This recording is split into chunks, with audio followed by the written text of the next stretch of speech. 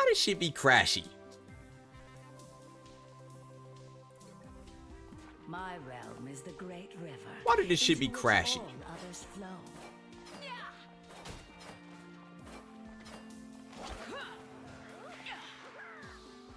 Why does shit be crashy? Enemies perfect. Resistance is futile. Feels like living. I hope it's Twitter than it crashed. Wait, you sound like me.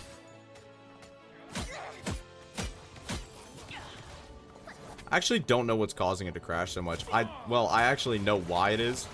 It's because my CPU gets overloaded.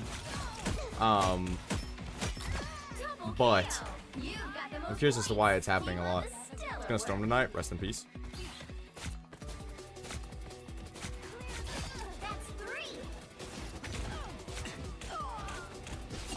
Oh god. Oh god, I just got ended.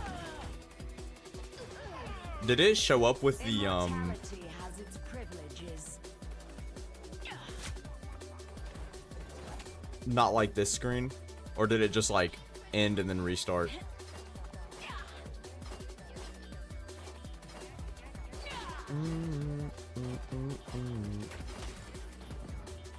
I freaking love storms.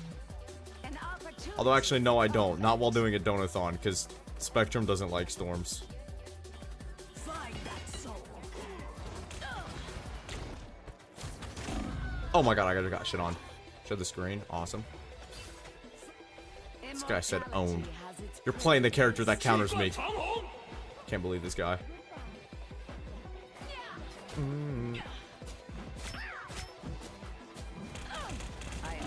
Is there a way to like not queue Doom Match when you queue all arcade modes?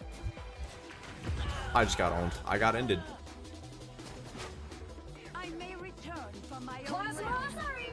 Someone just took over your top spot.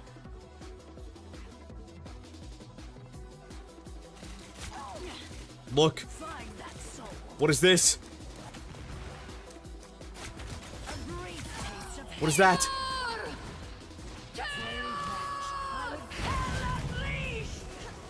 enemies. What? What's going on? I always return. Is it not possible to perfectly animation cancel that anymore? I know it does 9999 damage and insta kills my ult. But I thought I timed that right, so I was like invincible. Maybe it's not boss. Oh god. Oh god. Oh god.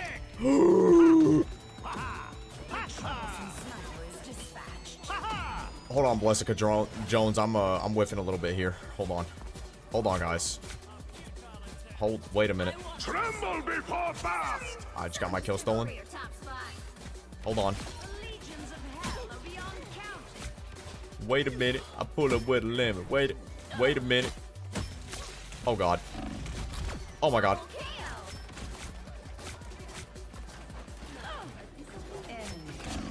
Oh my god. Oh my god, this Fantastic is stealing all my kills.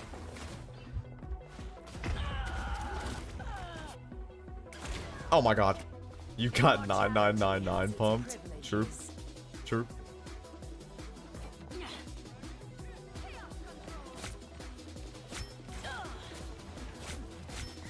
You've got the most points. Keep up the stellar work. You need to eliminate 6 more. I'm getting ended. That character is overpowered and we need to nerf her immediately. I shall claim my Immediately. victory, eventually. Be careful Owned. what you Shit on. wish. Bad. 5 more players. Oh my god. Oh my god. Oh my god. Oh my god. Oh my god. No, cause oh my god. No goddess is ever truly Oh my gone. god. Fight. I am the goddess. You need to eliminate 4 more players. Literally half everything. An opportunity for combat. Come back a month later, see if it's balanced. If not, half it again. You need to eliminate 3 more players. Oh, Jesus Christ on a bike. One little sniper. Oh, Jesus Christ on a bike. Take this. Yeah. Yeah. How you like this? How you like them apples? Is this pixel perfect? No. Plasma feels like living. Here's this life.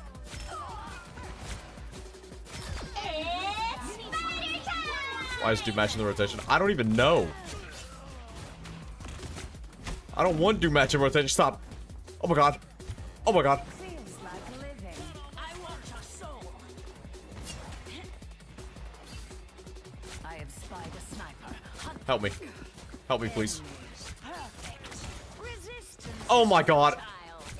One little sniper. That was an impressive performance. My neck hurts.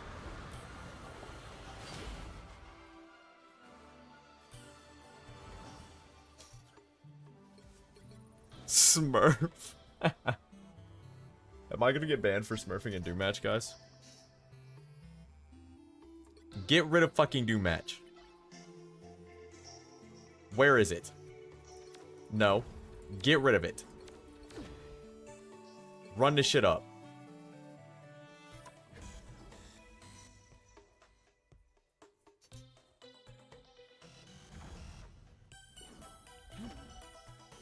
I flip-flop between wanting them to sim rework Wanda and despising the idea. I genuinely don't think a rework is a good idea.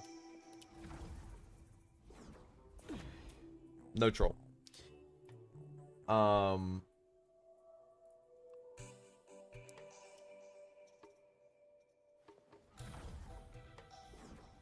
There's a playback error. Wow. I know what the playback error was.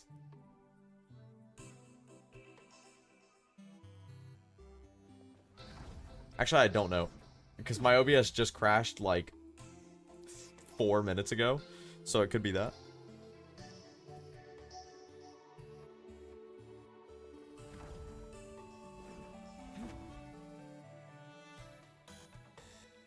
I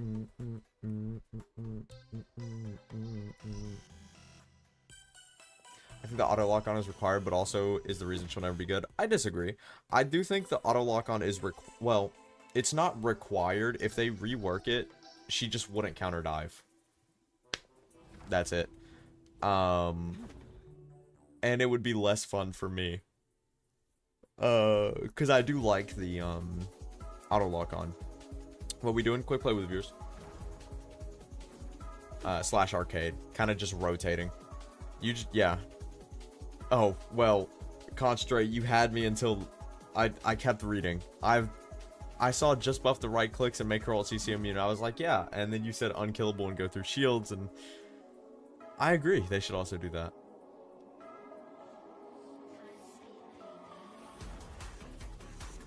She's tough if used right. See, the problem is, Wanda is good until high elo, and then she becomes easily the worst character in the game because she just does literally no damage. Matter of fact, they took a character that does 0 damage and said, what if we nerfed her damage by half with the team up? Okay. I got chips. Snack break. Recline in when it's recline in chair in queue in snack break time. If this queue gets to 5 minutes, I'm queuing normal quick play.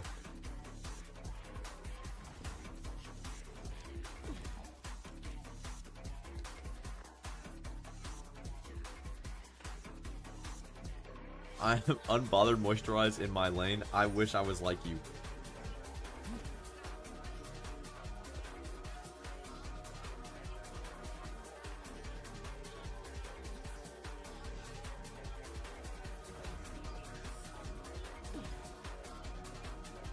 Literally all she needs is a 5th right click or make them do 85 damage per or above.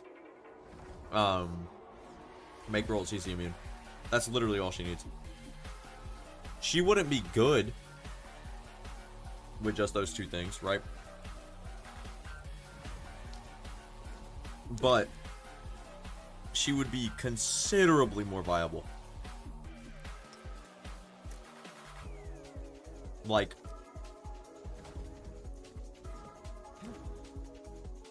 She would probably go from bottom of garbage F tier to,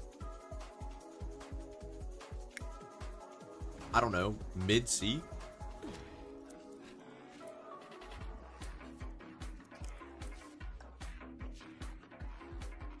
Two orbs doesn't do anything. At least not in high elo. I don't know what it would be like in low elo. But in high elo, like, the orbs are... Her orb is probably one of the most useless abilities in the game.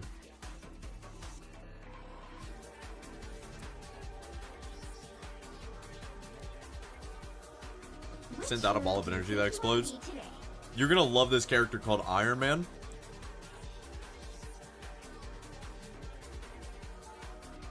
Free fight. You don't have to be a witch to find the magic in Let's this run up world, 6 Wandas. but it does help. Let's ban Torch. Who am I gonna banish for this match?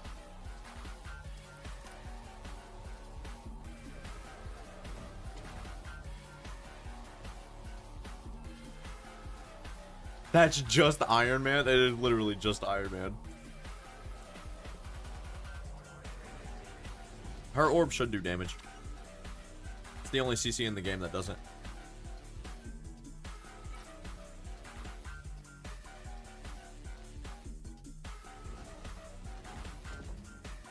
Let's get Hulk out just so we can get Namor out.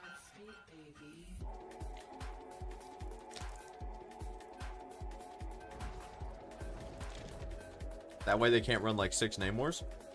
I'm down to run 6 Scarlets.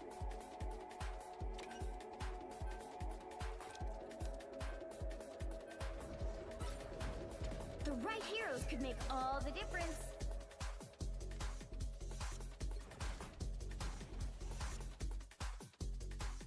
Oh.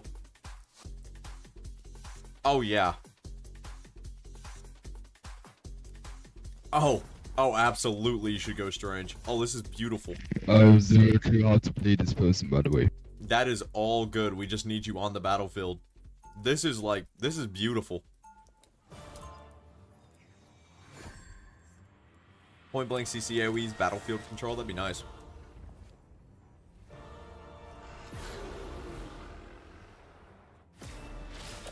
Oh, we're on defense. They'll be coming in 30 seconds. Stay strong.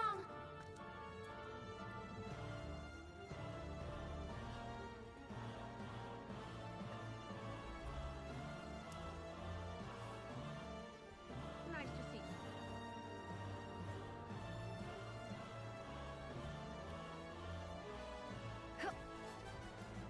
Good luck. The battle starts in 5, We're dust. 4, 3, 2, 1. Wait, they have Scarlet Bitch on their team. You have to stop them from securing Uh-oh, the we got mission tough area. competition. When will these madmen Dude. and so Gosh, they have a healer.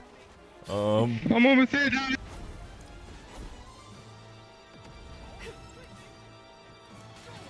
How did you go? ancient secrets revealed. Chaos control. That did the trick. Double KO.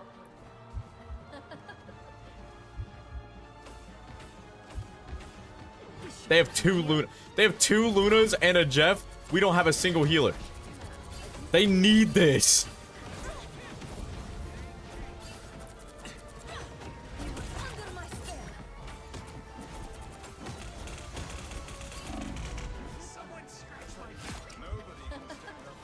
No, because why do they need it so bad?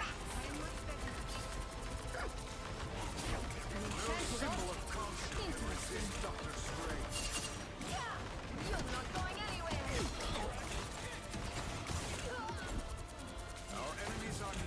Oh god.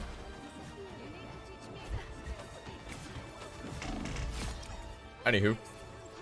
XD I hate flyers is bro's name.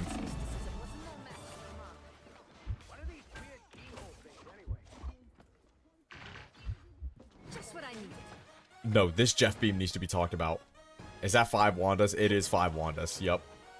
Are you doing customs? No, I'm doing Feeling quick strong. play arcade. Holy. Basically just all the modes. I'm just like choosing based on vibes. what to play next. Moon Knight's mysticism was no match for you. Oh god, I don't have my fade. Oh god. Wait, 6 minutes, son? And we've already been here for like 2? Oh my days. You have 5 Wandas, your Gucci gang? 4 Wandas, a Strange, and a Rocket? This might be meta. They have 4 healers. Wait, because why do they need it so bad? These guys are tryhards.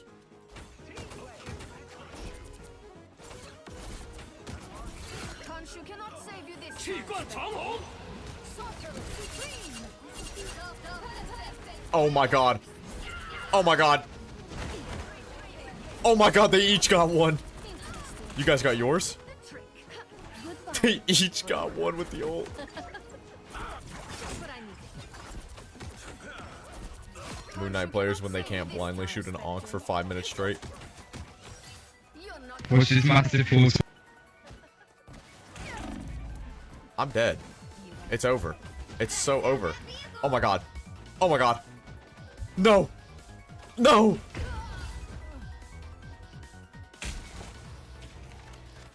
This random port at 5 minutes. Good kidnap. 1 kill. want to make this good 2 time. kills. For a minute. 3. Stop them! They should give you your right clicks back if you hit direct line an enemy. That'd be a good buff. I actually haven't even thought of that. That would be good. Goodbye. But maybe, I don't want to say broken, but like too annoying. Suck them off, ladies. Oh. It's over. It's really nice to know that they didn't code your Wanda orbs. Okay. They didn't code your teammates' Wanda orbs to be the same, like, translucent color as your own, so I keep thinking they have a Wanda. Us against the world! Oh god.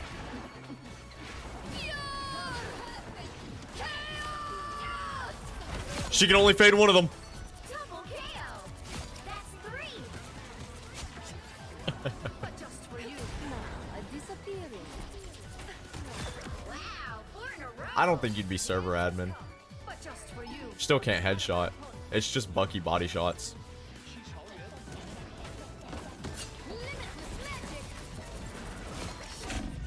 Oh my. Suck them off, ladies. Come outside. We not gonna jump you. So-called #1 Wanda misses the easiest right clicks of her life. More at 7. Just what I need. Wait. Time to cut their journey short. Wait. Time Guys, to the cut point. their journey short. Oh my god. Time We're to cut their C9ing. journey short. Goodbye for now. Oh my god. Guys. Run. Enemy in front of us. Dude. Same fire rate as Bucky. Slower. This should help me heal.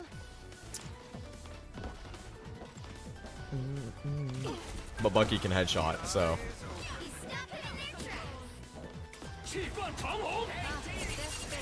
I am ready to put on a show! Boom! That's my Scarlet Witch. Oh my.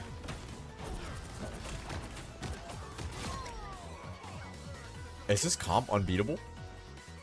My Strange is getting... My Strange is getting walked down by a Jeff?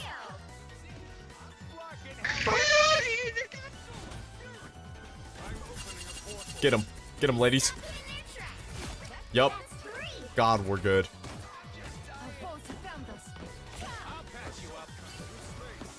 Nah, cause what is my Strange smoking? Be right there. Dude, hearing the, like, 5 voice lines is terrifying. 1, 2, there's so many team-ups. There's so many team-up missiles. Double KO! That's 3! Wait, cause why is this comp kind of chewing? I am much better now. A disappearing. You can Is this meta?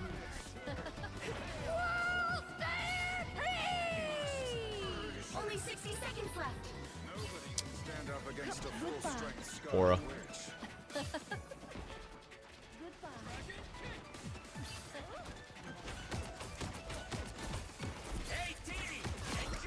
Judge, jury, Oh, Jesus. executioner. That's 3. You got the Oh my god. Is this compy?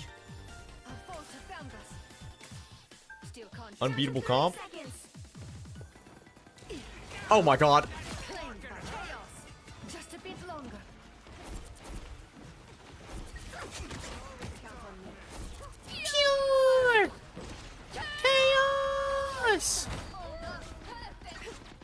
Someone's not a happy camper. Seconds. Time to cut their journey short. Wait. I've spotted one of our opponents. You'll have to keep Bitch, the point. Disappearing.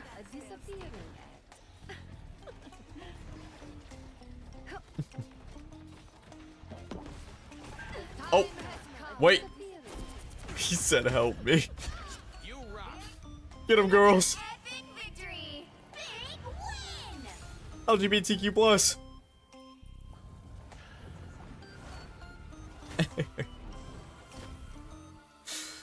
Nah, son. We are women, we are free. We are women, we are free. We are women, we are free.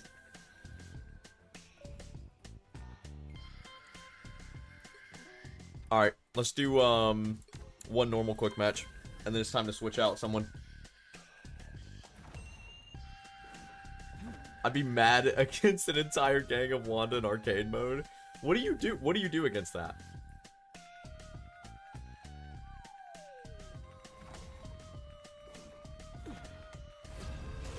What do you do against that comp?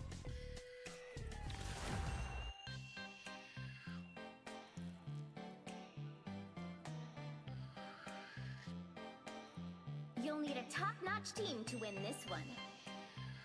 This is normal. This is normal quick match. We queued normal quick play. And still got the new map. I'm Well, not a hero. I'm you know the vibes. Punisher.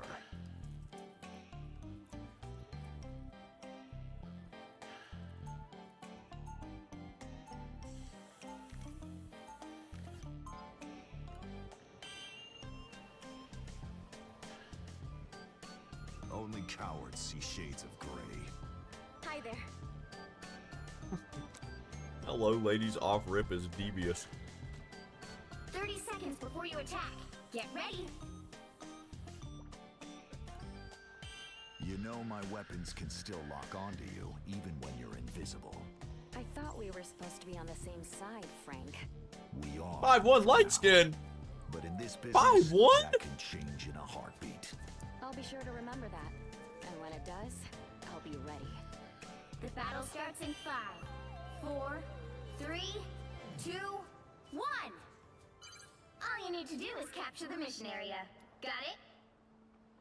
Good luck. When I find whoever did this to the world, that will be a bad day for them.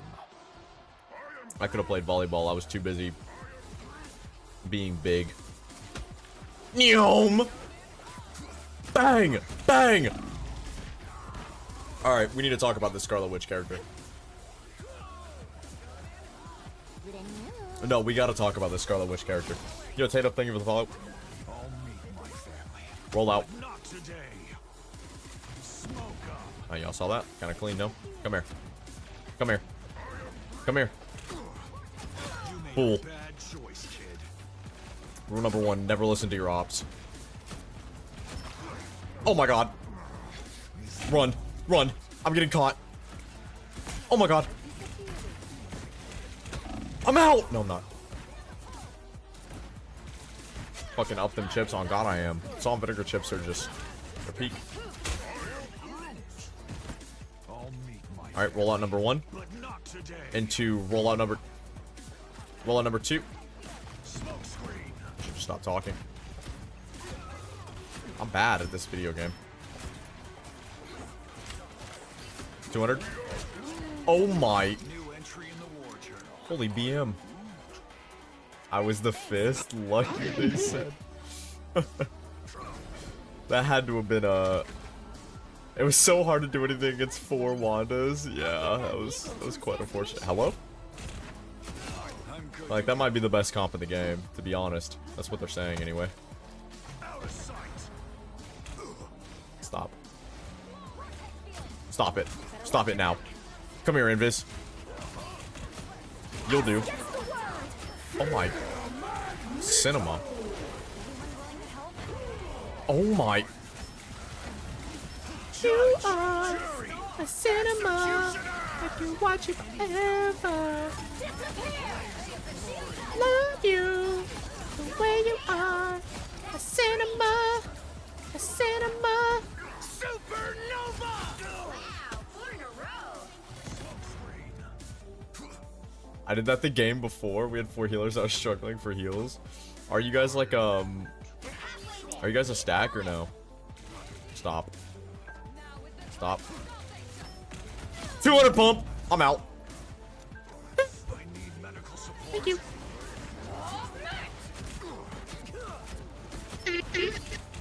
Oh my god. Oh my god.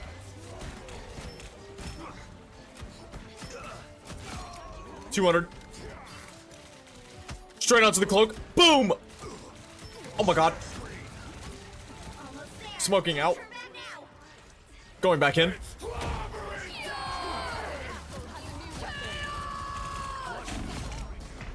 Oh, there's a torch on me. I was solo. Oh, that is quite unfortunate.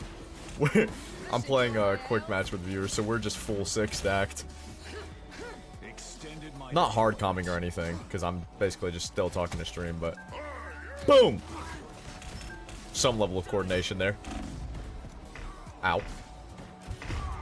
That character's broken.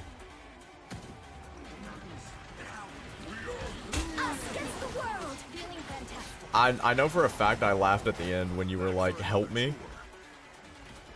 That was kind of funny. Watch this. They're just playing broken champions. I mean, it's just nothing you can do about it, really. Nothing you can do about it. They ain't seen nothing yet. But watch this, though. Watch this double roll out.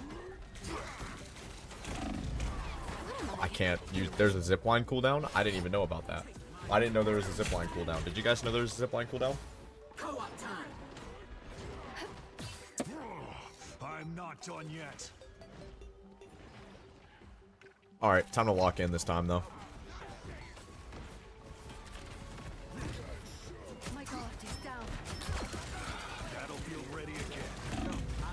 You could tell I locked in because I killed one and then proceeded to miss 5 shots in a row.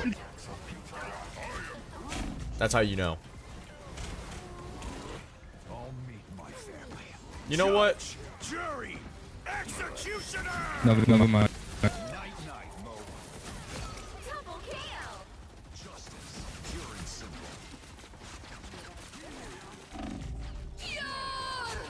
I ego this. I live purely because of my mag. Purely. I mean purely. Perchio, you saved my life. Hold on, because watch this. Wait. I don't even think that's a good zipline spot. Maybe up here? Oh, yeah. Oh, my God. Oh, that's so money.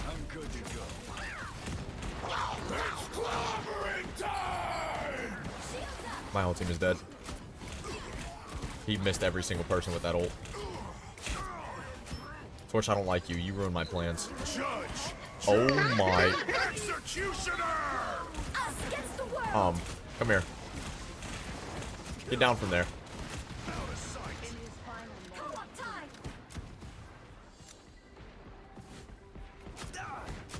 Owned. Owned. Owned face. Owned.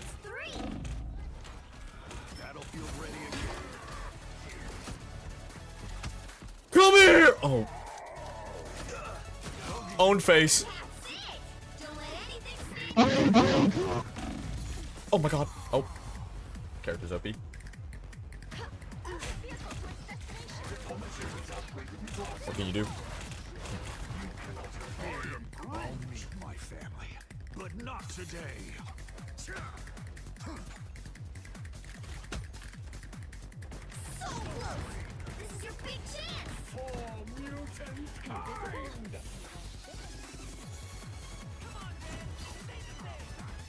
Hold on. Everybody hold. My team respawns. I'm in position.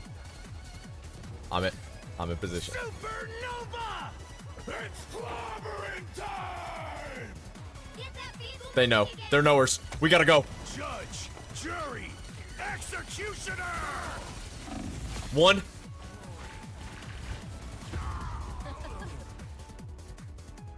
One. Got mine. Back for another. See, they were rushing me. You can't rush perfection. Guys? Heavy weapons. This is about to be so funny in like 7 seconds. I hear him. What the fuck? This guy's cheating. No, this guy's cheating. No, this guy's cheating. Who want the smoke? 223 came with a scope.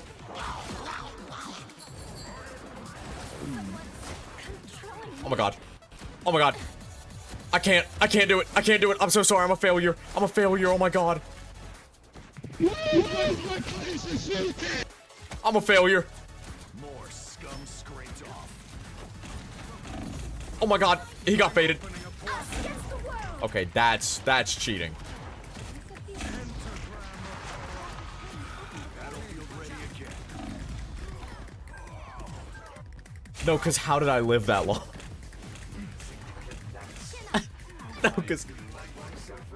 No, cause how did I live that long, chat? Deployment. Get that vehicle moving again! Shh. Only 60 seconds left. Justice. Pure and simple. 200 pump. Judge, jury, Oh, it's over. executioner! Oh, we're back. This is not over. Get that vehicle moving again! Judge, jury, executioner! Yeah, you know, I've definitely seen better in my day. Down to 30 seconds. I've definitely seen better rollouts in my day.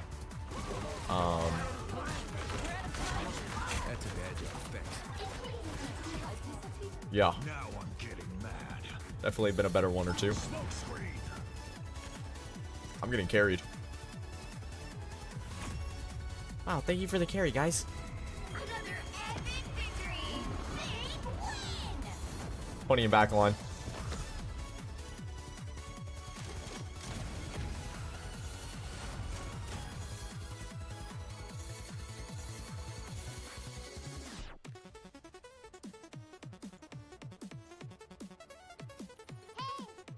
Huh? Shadow with the 5 gifted! I mean, 10 gifted! Oh my god! Shadow, thank you so much for the 10 gifties. Alright, it's time to replace one person.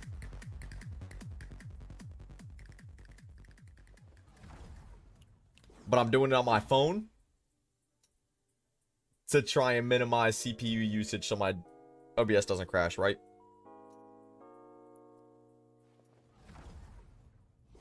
Ryan it is. Ryan, you're gonna have to go on the bench. Unless... if we have 2 people that want to play, then Sis and Ryan will sit out. Do we have 2 people that want to play? No, the Donathon is never gonna end. GG. So that's 10 gifty. So that's going down to 9. This is getting minus 30 bones on it. So that's 22. I have to spin the wheel again, hypothetically. And then this is... Oh, Jesus Christ, on a bike. Do we have people that... I'll join, I'm absolutely fucked. Alright. Constray, do you still want to play?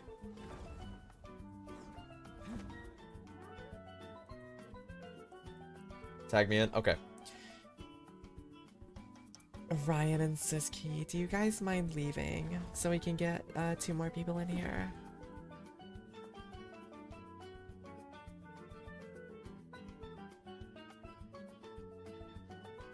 There's one.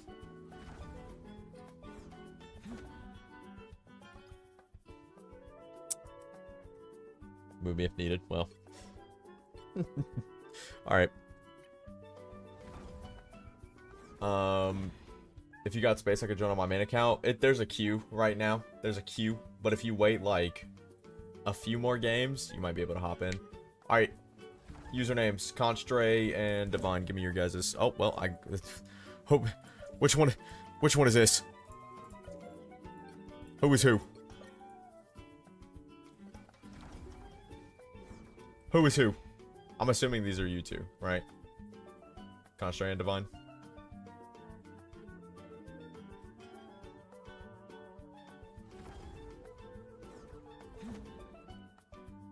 On funeral? Okay. Listen.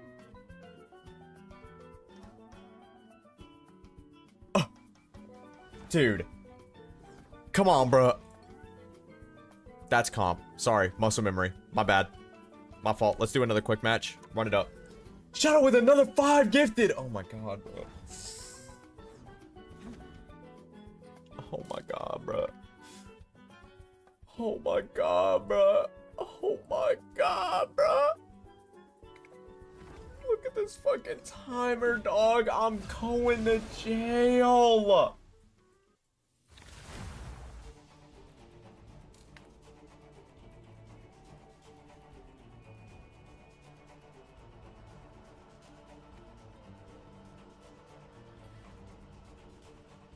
You'll need a top-notch team to win this one.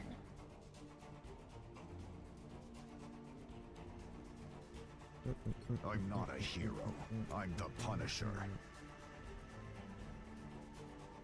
I don't know why my math got so off on that. It's supposed to be 3 subs. I know why my math is off on that. It's because my math is off on the actual incentives.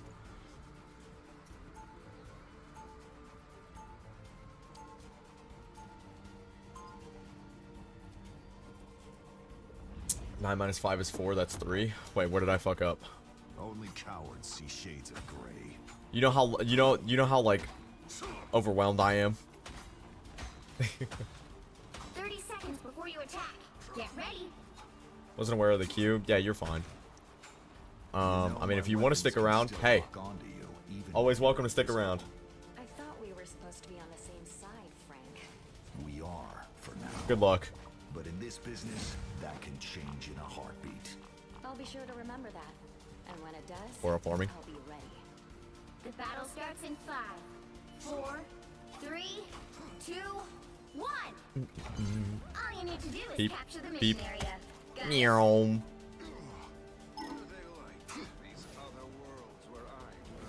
I hear someone. Oh my god, there's broken characters on me. Anyone willing to help? Yup. We're managing Act Steven. No, because watch this.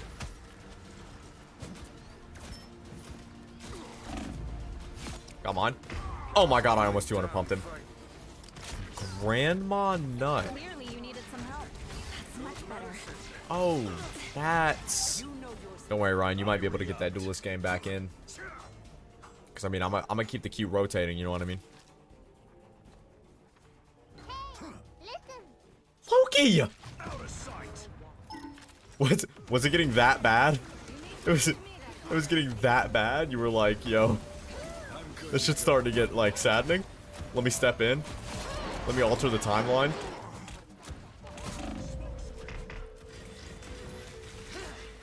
I was feeling awful. 200 pump. Straight to the dome. They're on Adam. Hold on. Kill that character. With hammers. Stop. Please stop. This is unbeatable. That character's broken.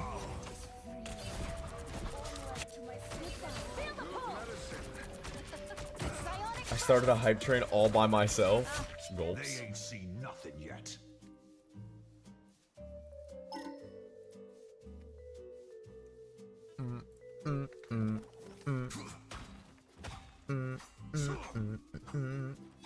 I gotta spin the wheel like 5 times. Bro, I gotta order more alcohol.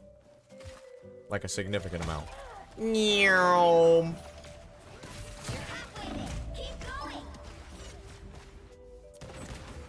That's what I needed. I feel like I just did a Spider-Man cosplay because, you know, I kind of just did a rollout and immediately died. Alcoholic. No, man, I just have a lot of drinking games I gotta do and not a lot of drink. Meow. Now drop faster. Meow. Born again! Here go this broken ass champion. Oh, Jesus.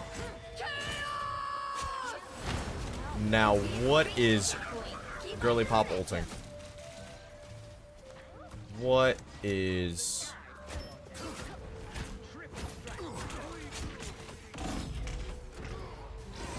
Never mind. I'm sorry. I'm sorry. Listen. This statue is sacred to T'Challa. It must be delivered safely. I'm sorry. For Wanda. I re-upped. Smoke screen. Wait, why am I getting carried? It must not end here. They look like they mean vortex field. That's it! Don't let anything stand in your way. Meow. Oh my god, perfect rollout. I mean, absolutely perfect. I mean, you can't write that rollout. Oh my god. Oh my god. Oh my god. Oh my god. Oh my god. Oh my god, it was perfect. Oh my god, it was perfect.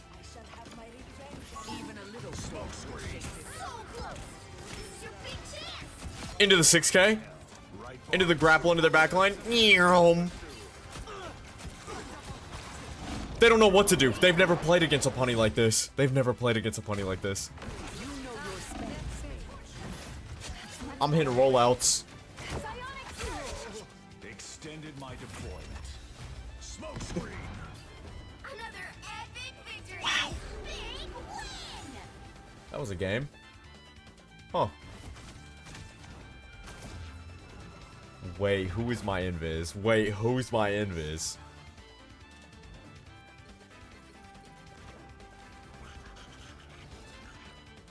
Time to go back to arcade. Be on 200 ping. It happens.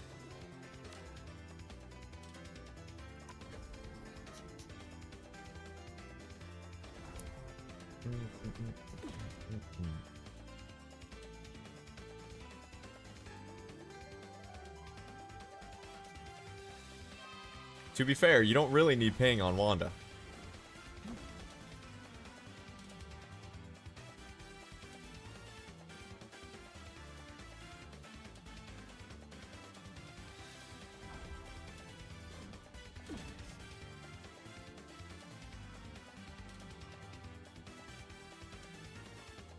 What am I...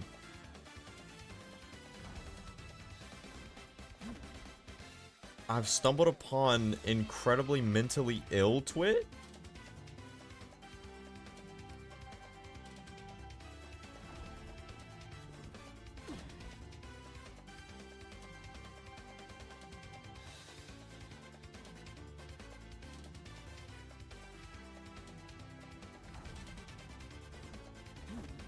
I've managed to find...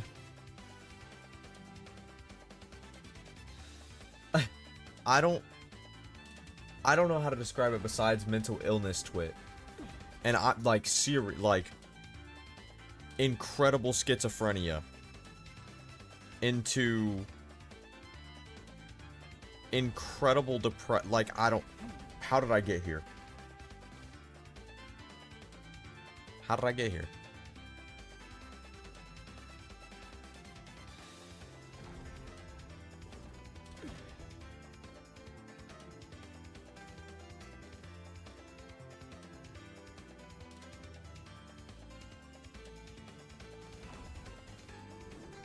see what you're doing. 47 hours on the clock. My bad. Are you on Barb Twitter? Clock it. I'm getting my chips.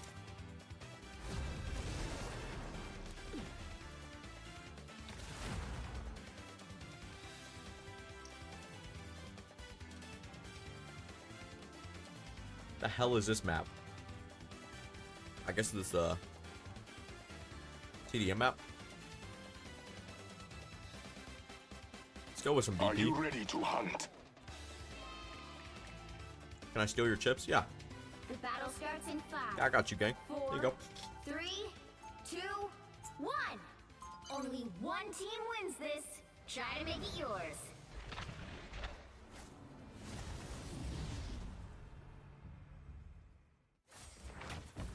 Oh my god. Oh my god, it's on site. Oh my god. Oh, it's on site. Bass, guide my spear. From behind, but you can still turn this around. Guys, I don't think BP is the play. Leave the magic to the grown-ups,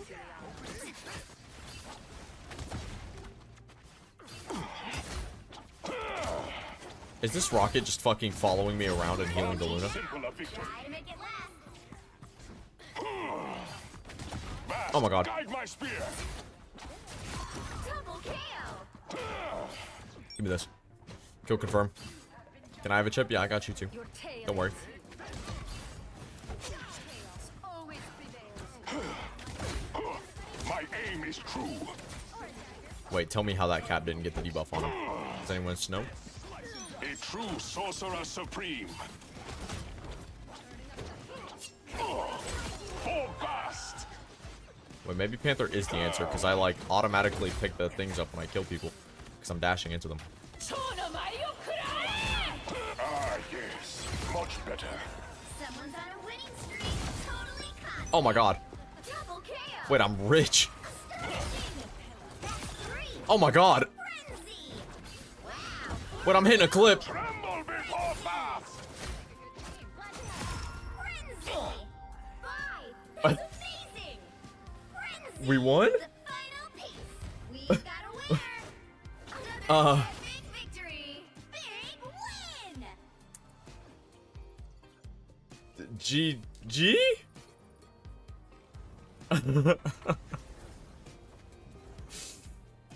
I guess. Okay. All right. Okay.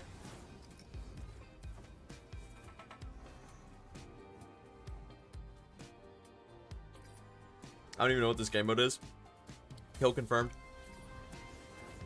You kill someone, they drop a point, you pick the point up. First to 50 points wins. But I guess if you die, you drop all the points you have? I don't know.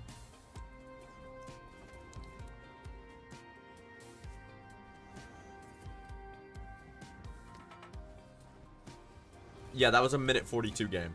Yeah. That was fairly quick.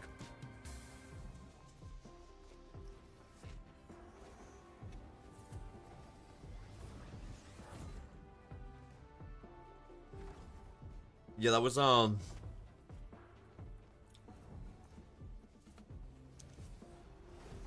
maybe the quickest game ever. Actually. Like in Marvel Rivals. Shit didn't even last 2 minutes.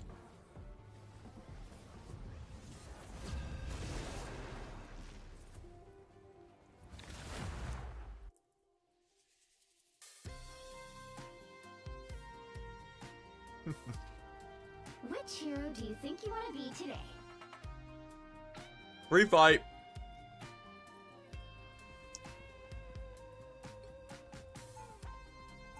Now, who am I gonna banish from this match?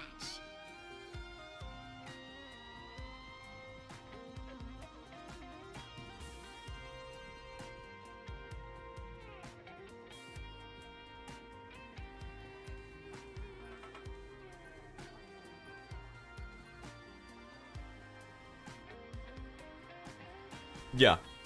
Free fight is no limits.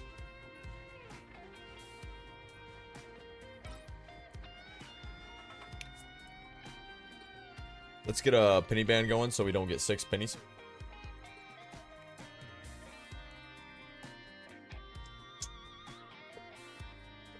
Because that just sounds abysmal. We gotta run it one game, though. We gotta do it. 5 pennies, 1 rocket. It sounds horrendous to play against. It really does.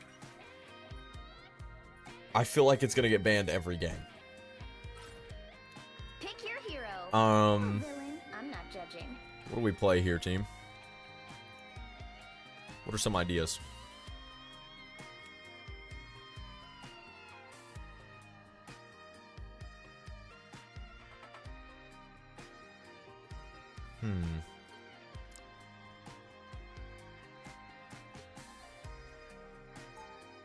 Hi, I'm Bday.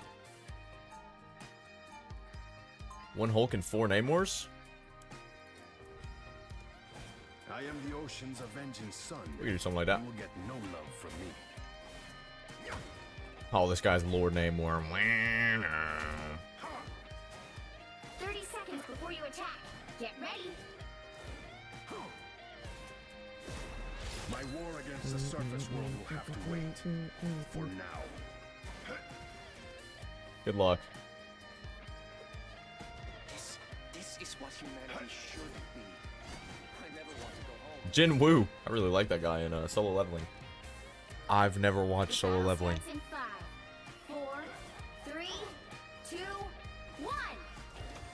All you need to do What's is this game capture mode? the mission. No limits. Got it? You know. My You see this in comp, what you doing, realistically. Like, realistically, what you doing. Snacks don't exist in my house. Felt that. Spiritual level. Denizens of the deep.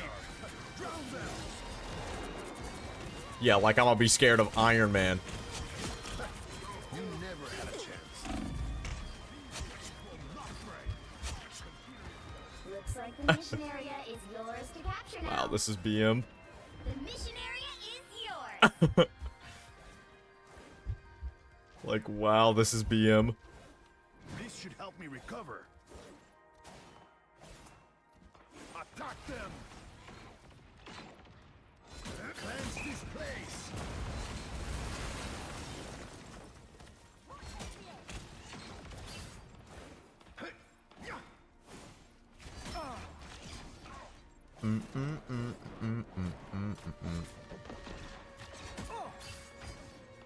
This might be the most oppressive comp in the game. You just can't push against this.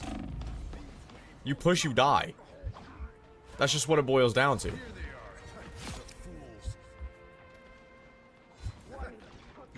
Wait. I gotta break. I gotta break the map.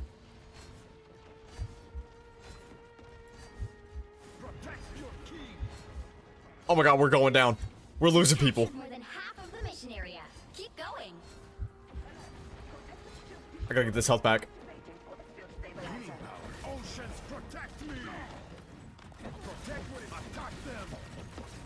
Drown them. One down. I am your king, creatures. Wait, they think they're us. Would anyone notice this like blatant plagiarism? Well done, Giganto. Double KO. That's 3. Oh my god. Nah, we're goated, son. The area's almost yours. This should help me recover. I summon the sea. All I see are green beams on my screen. I'm too high for this. More foes to conquer. Little freight train. Attack them.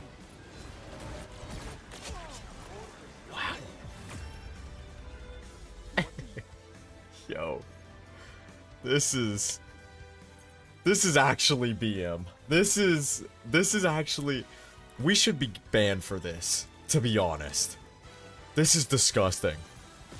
3/4 of the earth is mine to rule. I have come to claim the rest. This is disgusting. Squid. Protect your king. Squid. 30 seconds before you attack. Get ready. Squid. King beast. Do you guys like my friends? The little quids? squid. Denizens of the deep.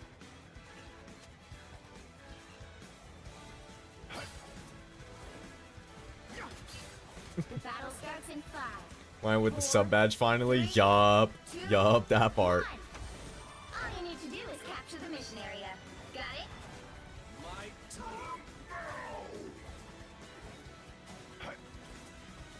Punisher. These should protect me. Two Punisher. Human weapons. Here they are. The fools. Denizens of the deep.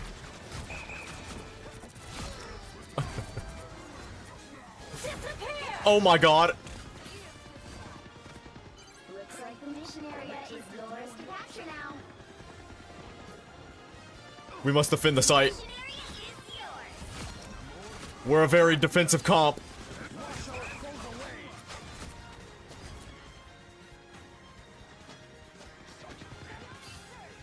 Oceans protect me.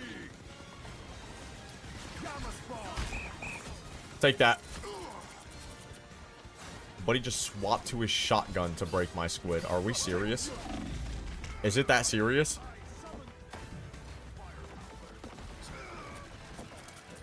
This is D-Day. My battle has only just begun. Control lost. Okay, good pick, good pick. Wait, good picks.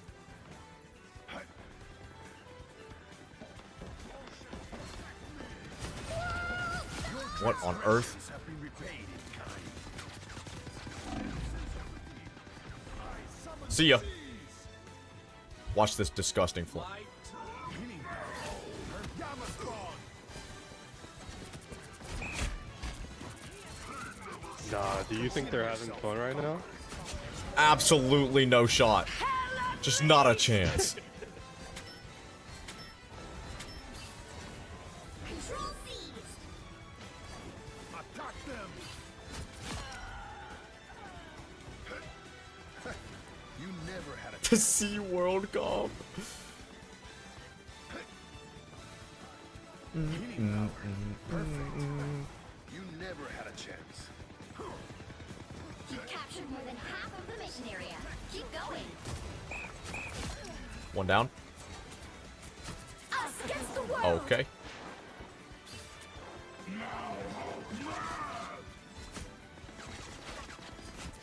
Healing power. Perfect. Attack them. Cleanse this place. Oh god. Oh my god. Get him, squids! Oh my god! No!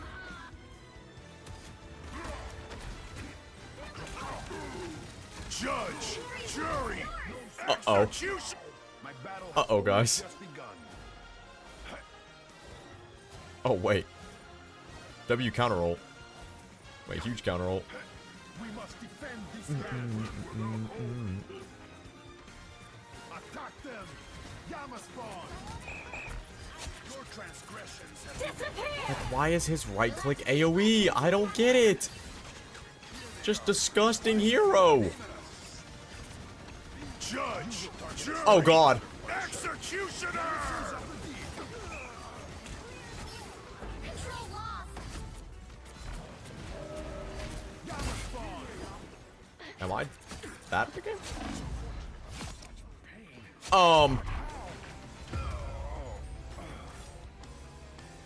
Wait, we win that. Yup, we win that. They're porting. Until we have a winner. They don't have time. But they do have time. If they jump. Cannot wash your hands of no. Oh my god, they jumped. Oh my god. Wait, they made it? No, that's actually ridiculous. These guys are compy. What the fuck? Nah, they're compy. Control lost. Wait. Our squids are getting some much needed picks. Halfway point. Squid army attack! Attack! Control seized. You'll have to keep fighting until we have a winner. This is just disgusting what we just did to these people. I mean, the sheer aura just radiating from us, bro. I don't know. How many legs do octopi have?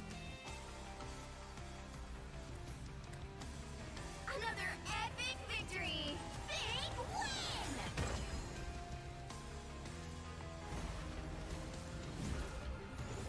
0. Okay. Tentacles. My fucking bad. My bad. Tentacles. Nah, the in-sync MVP pose was tough. Oh, no, that was tough. Alright. We got one match. One match on the new map, and we rotate people out if anyone wants to play. Is there anyone that hasn't played yet that wants to?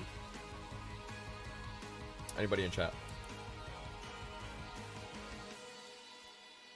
Heath. Sis, I believe you actually have...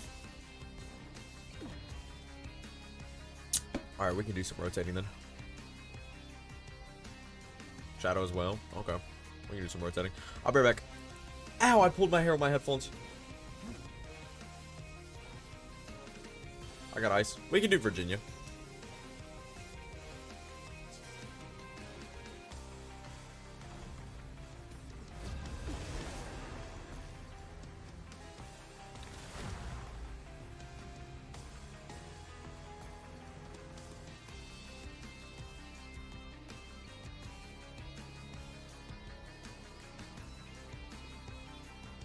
You'll need a top-notch team to win this one.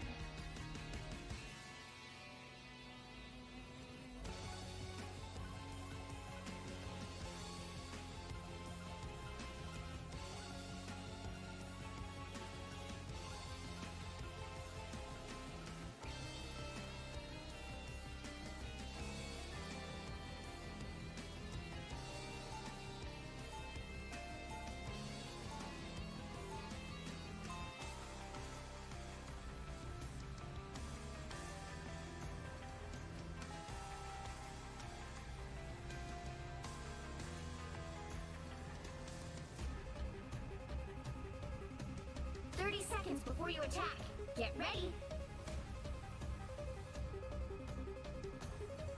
How do we keep getting this map? Oh wait, because I literally put it on the mode that only queues this map. I fear I can't aim. Hey, it happens. It's time. I'll fight this war. Why do we only get attack? The battle starts in 5, 4. Yo, please don't laugh at me. I'm sensitive. 2, 1. Good luck. All you need to do is capture the mission area. Got it? Gonna do some damage. I caught her lacking just to get absolutely fucked. So, you know, that's what's up. What am I? Invisible? What? But not today. How am I? How do people know me?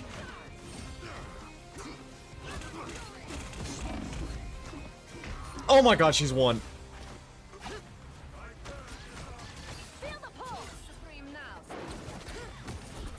Good medicine. No, this time for sure though.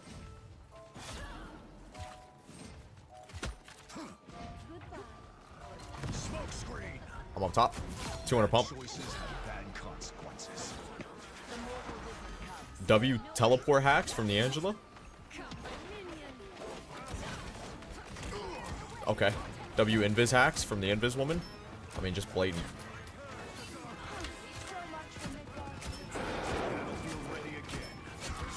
Okay. Missed my grapple. Happens.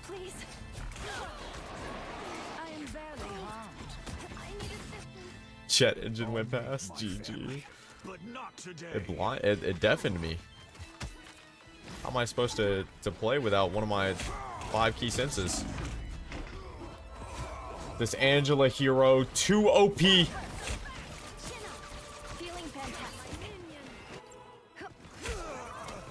I might have to switch. I might have to switch the tactic up. Look at this. Look at this disgraceful individual. Oh my god. Dude, I'm hitting Spider-Man rollouts. I'm jumping in. I'm insta-dying. And I'm coming back. Like, I'm Spider-Man right now. Who else do you know has 5 deaths 2 minutes into the game? Hello, Angela's baby.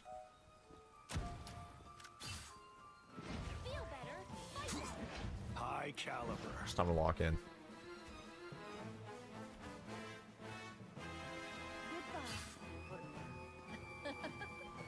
Money. Enemies are here.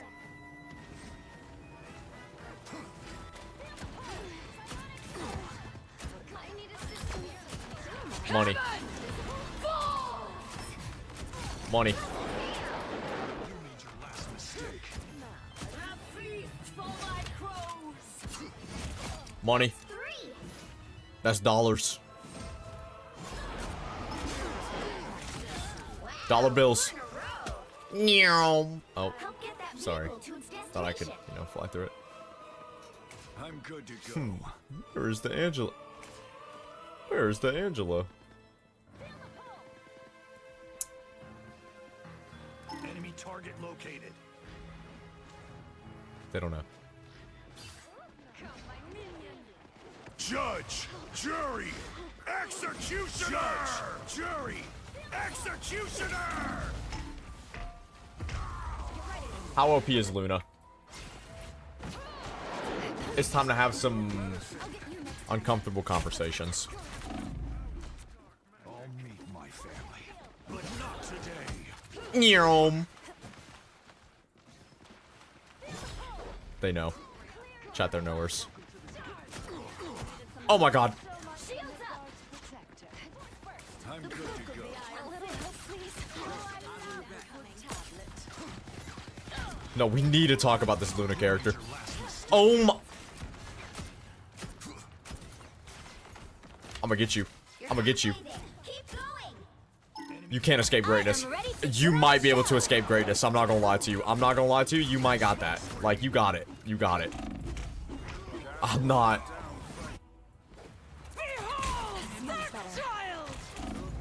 Yeah, you might be able to be honest. Now I'm getting mad. Huh? Thank you. Just getting a little worried. I had, like, zipline dysfunction. 200. 200. 200. 200. Nah, cause why am I dismantling the team? Nah, cause why am I dismantling them? Nah, cause why am I discombobulating the enemies? Nah, am I tough? Nah, am I tough? I'm gonna keep it going too.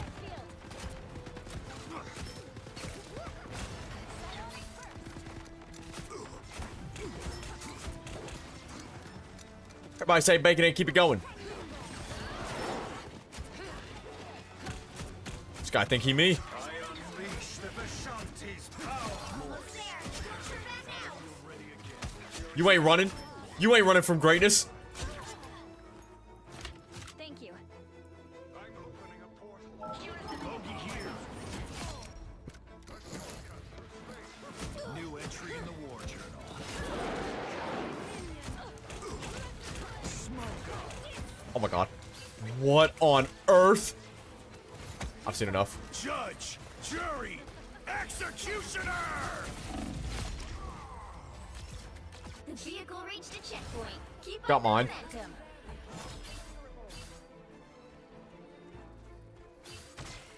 I'll meet my You're a real tough cookie. but not today.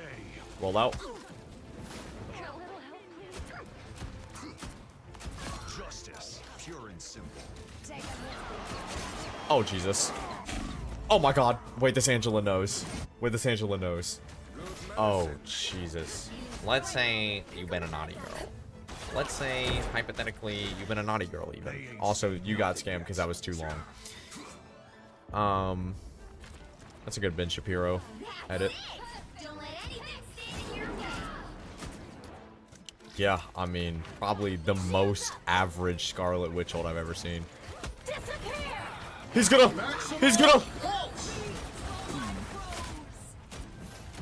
Yo, get down from there.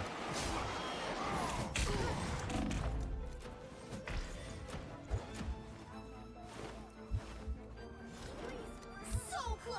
I know she's scared. Big chance. I know she's frightened.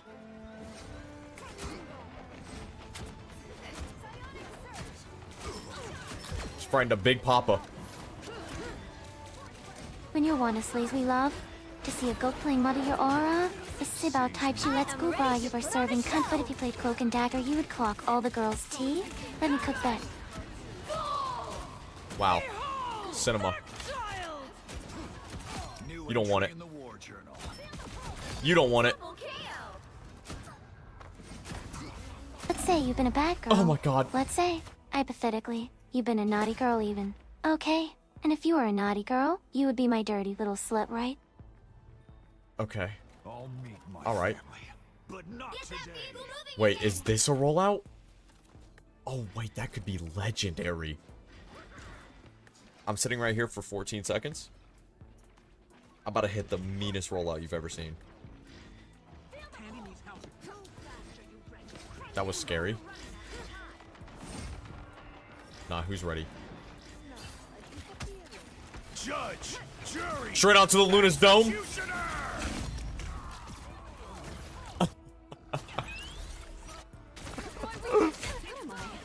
Straight onto the Luna's Dome. I re-upped. What do you mean washed? I got mine. Dude, there's L command users in this chat. Hey, Iron Man. You want some? Do you want to get a little spicy? Want to get spicy in here? Who else wants some?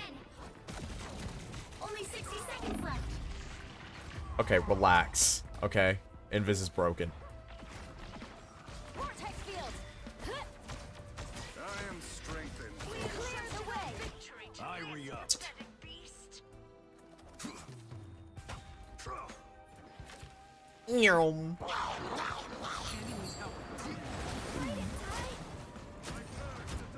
I helped. Down to 30 seconds. I'm good to go. Smoke up. Enemy in I unleash the Vishal. Oh my god. Oh my god. Resist your dark side. Get that vehicle moving again. One of the fattest strange ults I've ever seen. Seconds. I'm quite Maximum pulse. Let's keep fighting until we have a winner. That was a total blindside. Maximum pulse.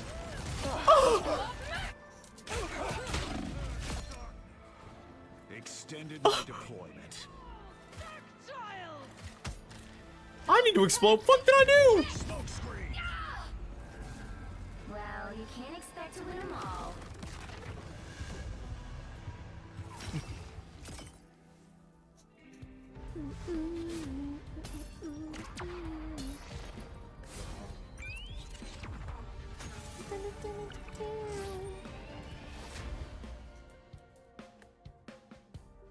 Top 500 shitter. I'm shotgun only. Zip lining into your back line.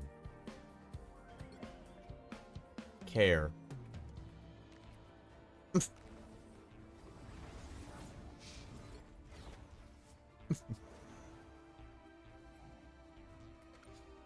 Alright.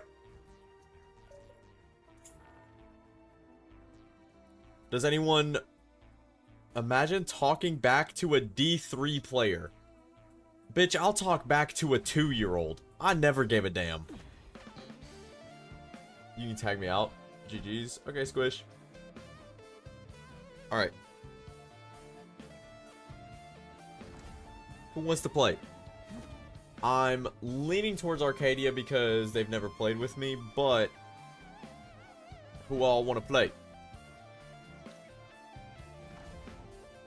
I'm trying to get a head count of how many people we got here. Tag me in. What's your name? Or request to join me. Just request to join me, actually. ttv.giro.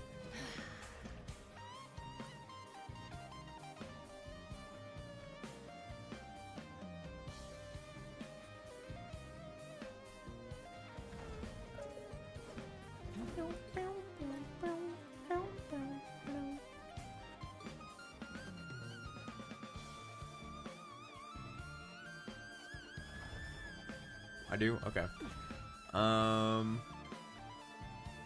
You say, do you mind sitting a few out so Shadow can play.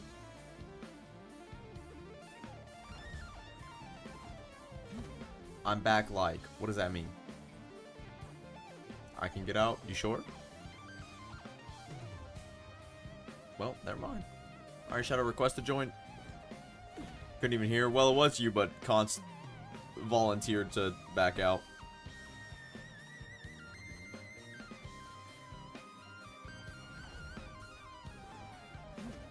TTV period 0. I flopped too hard. I don't care about people flopping. It's quick play. I'm running in that bitch shotgun Punisher.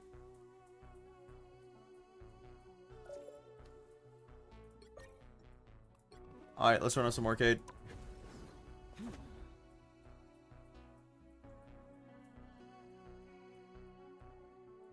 You sound so different compared on stream. Do I? We ate, don't worry. No, I'm saying, like... How many tentacles do squids have? Actually, I don't know if all squids have 8.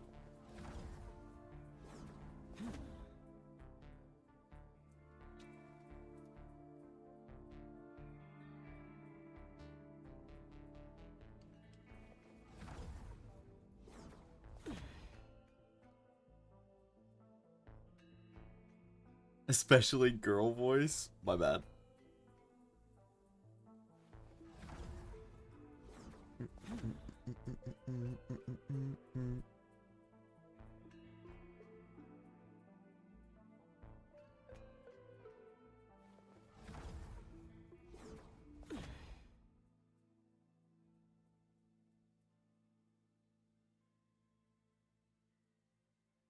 Audio through comms and Marvel Rivals? Hell no. Yeah, Marvel Rivals voice is terrible quality.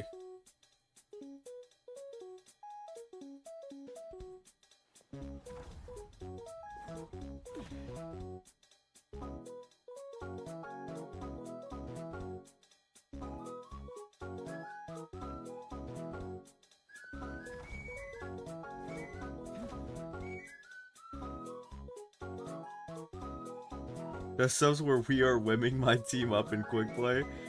We are women, we are free. We are women, we are free. I can sit out after this game if there's anyone in queue right now. Keith is. But I only have a few more in me anyway. I probably got like...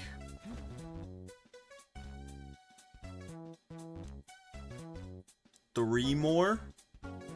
And then I'm going to bed.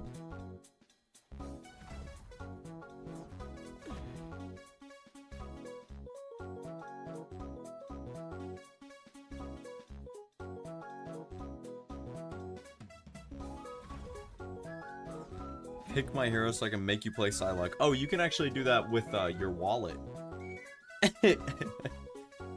God, that made me sound so chill.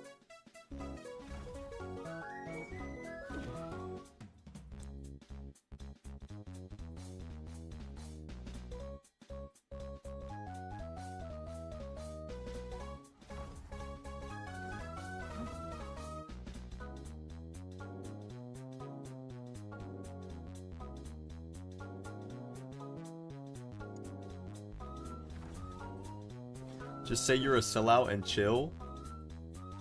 No, this game is dead. If it gets to 5 minutes, I'm just queuing normal quick play.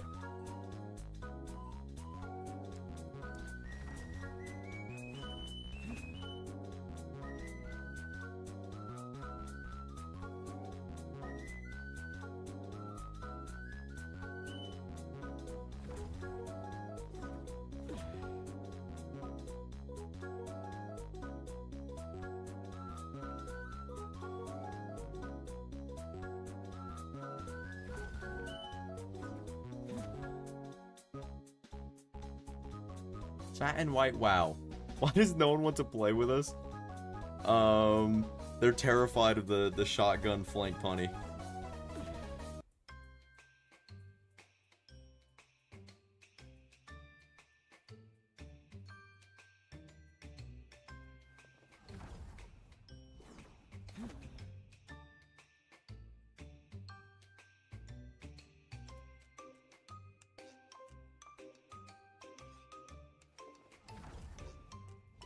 like dead, I think. I can't lie. Yeah, we are all gonna be hopping on Minecraft. Wait, I'm so down. The We all 5 hop name on war. Minecraft.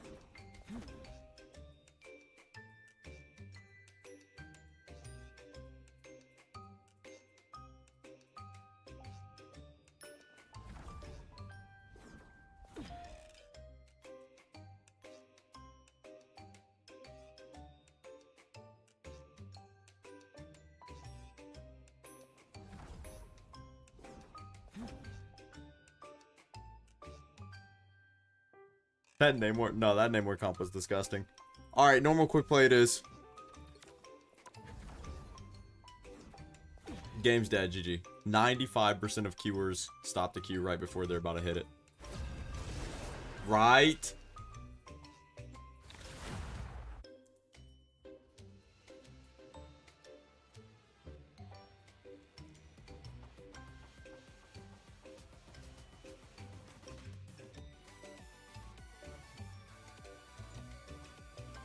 You'll need a top-notch team to win this one.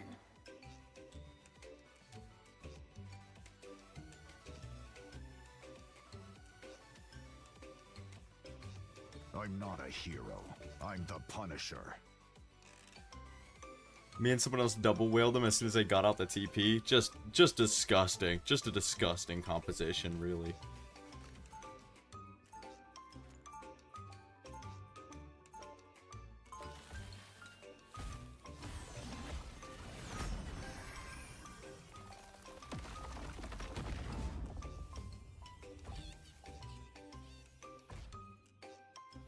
I'm a blunt instrument. 30 That's how I seconds like before it. you attack. Get ready. Is that diamond skin of yours actually impenetrable?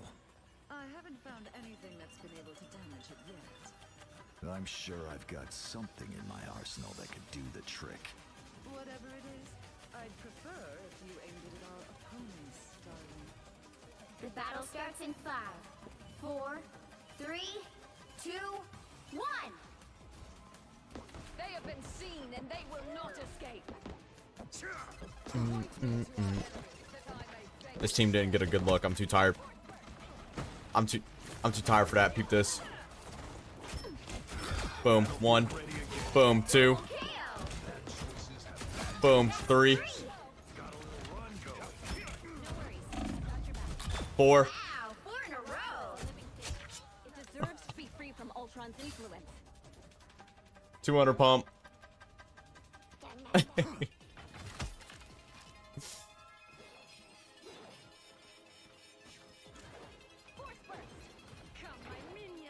Alright, let's see if they think I'm one of them.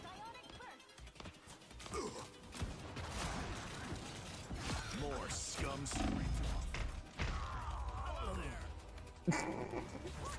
Hello there. Shut up. He owned me. I'm not done yet. Wait, I go here. Into this TP. And then from here. Go over here. Get up here. They don't know I'm here. Do a little flanking. Get 1. Get 2. Get 3. Get 4. Go into their spawn. Hit a little zippy. Almost there. Don't turn back now. Kill another. Keep it going. Oh.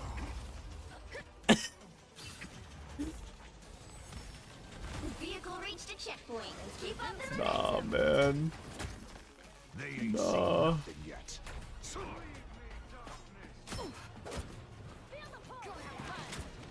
What is how is she portaling like this? Hold on. Judge, jury, executioner.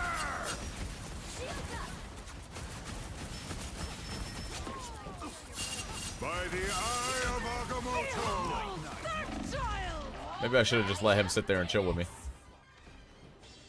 This guy just has PS5 in his name. That's kind of tough. I'm sorry. You scared me. You forgive me. Nice little boost.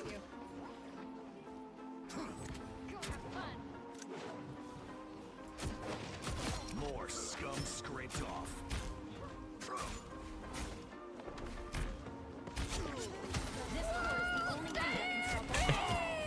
I'm good to go.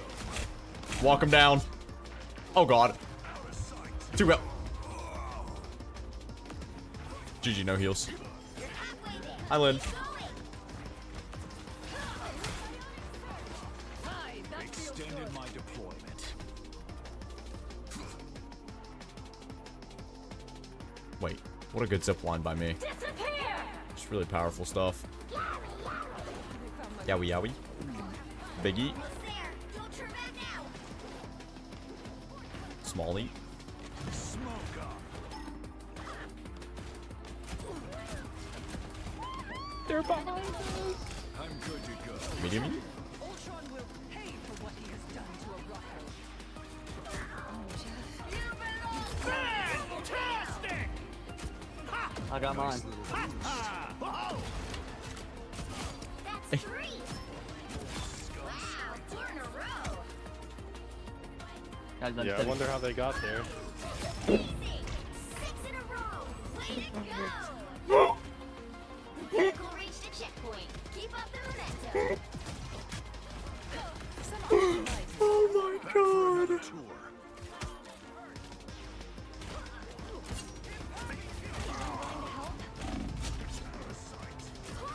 Dude. Poor supports, man. Wait, melee only can play? Wait, that might be tag. Yeah, it might be. The German supermarket Aldi. That is fire, actually. Do they have groceries? Are they grocery themed? Namor keeps strange company.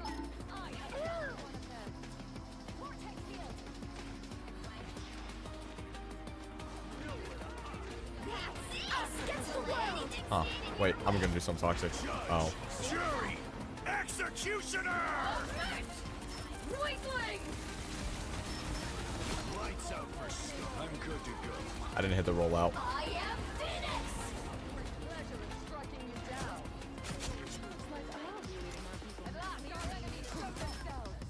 Another Bang! The only thing that can stop Ultron. I thought I was the dangerous one. Meow. So close. This is your big chance. A little help, please. They're coming for us. Oh, my Jeff is trolling. Oh!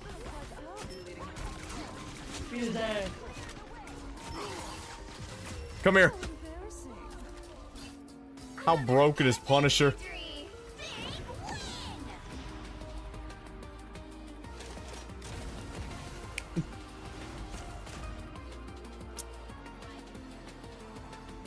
Wow. I mean, just cinema, really. Nerf Scarlet team up more. Nerf fade speed by half. Do I have any other, like, anything for Punisher? No.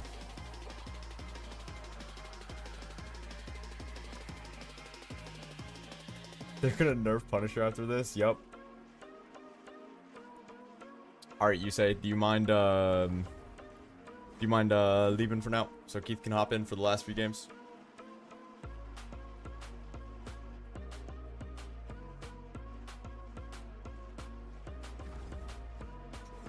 Thank you. Who knows, maybe I can run some more. Alright, Keith. Request to join ttv.gro.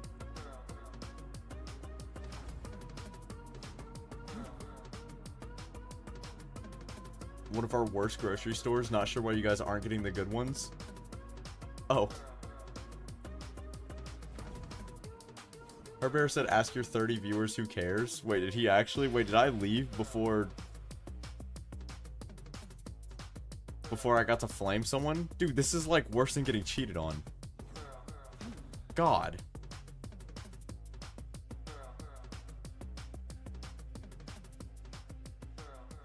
I'm so mad. Dude, I could have flamed them, man. Fuck. Now I look like I'm PMA. Now I look like I'm not really about that life. I look like I'm PMA.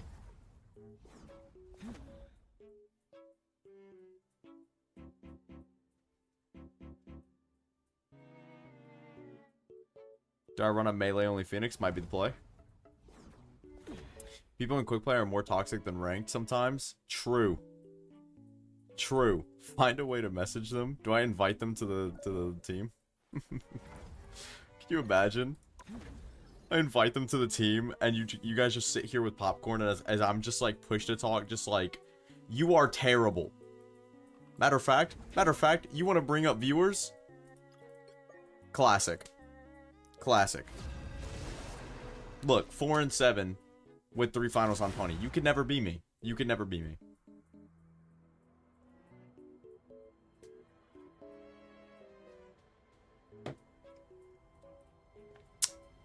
Pick your hero.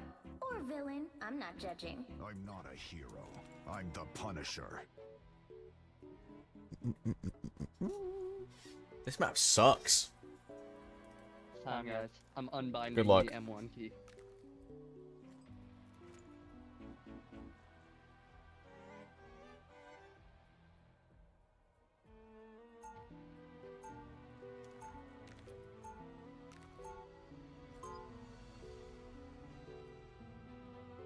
Sakamanda like a dynamo. Only cowards see shades of gray.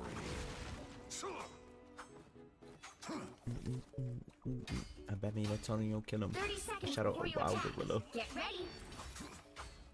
Alright, my M1 is bound to right shift now. You know my Wow. weapons can still lock onto you, even when you're invisible.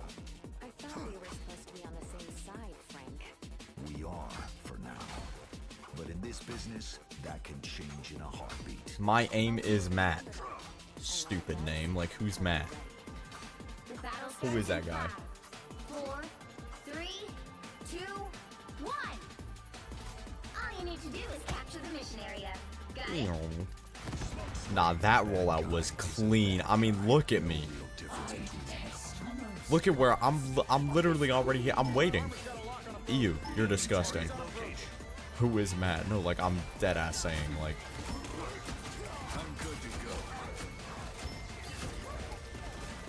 chill.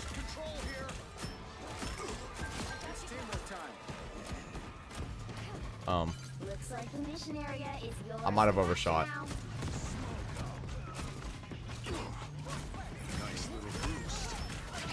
now.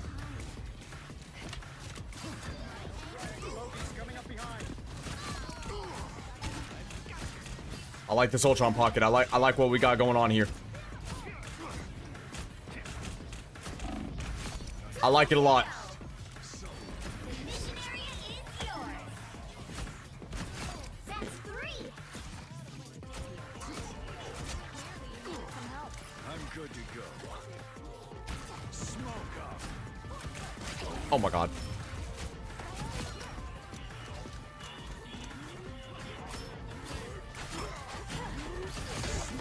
Oh my god, run away. Nyom. That's 3.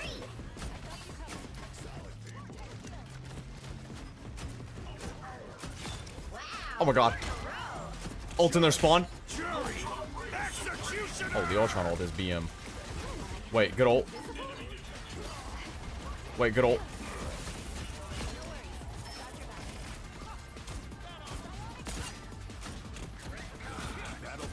They're C9ing. More than half of the mission area. DoorDash.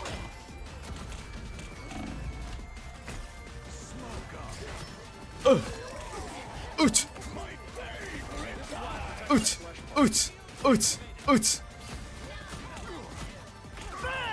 Oh god.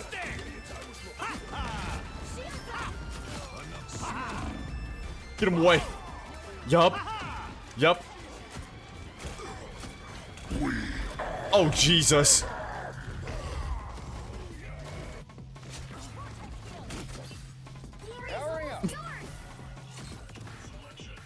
Wait, he's on Scarlet. Find cover and get ready to defend. How broken is punny shotgun?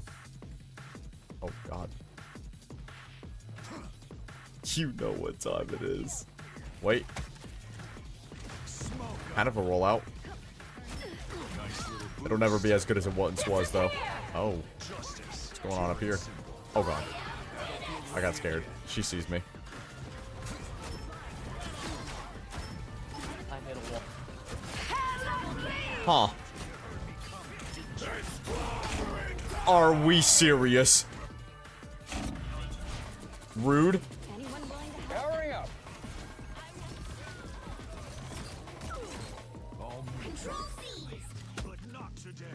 Oh, yeah. Oh, that's good. That's good stuff.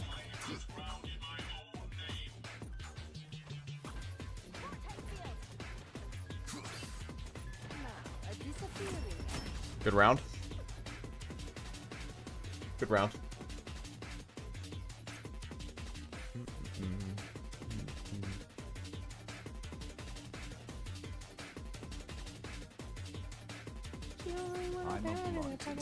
A free fight where everyone shotgun punny.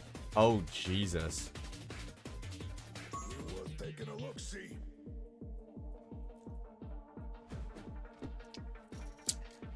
30 seconds before you attack. Get ready. I feel like that's not as effective. Rita's glad to have another genius around to help him solve this, Tony. You gotta have the perfect balance of mechanical skill and dumbassery to pull off shotgun punny, I feel like. Tell him exactly what you said. Please don't. There's no way I can do this without him. With that big ass. The battle starts in 5, Look at that big ass 4, ass. 3, 2, It's 1. claw-tastic. All you need to do is capture the mission area. Got it? I rebound M1. Hmm. Interesting. My armor's got a lock on a bogey.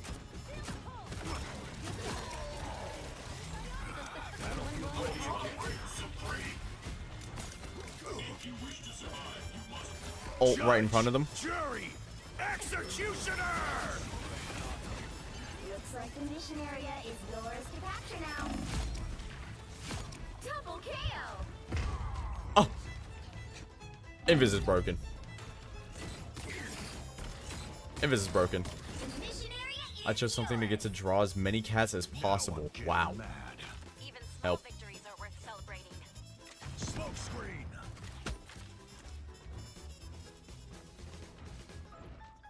Did I just flash step or what? I have teleport cheats? Oh, Invis. I see you. I can smell you. Oh, yeah. Us against the world! Yep. Monkey. No, please, Cloak. Oh god, no, please, Scarlet. Didn't know Punny had a TP ability. Right, like... Extended my deployment.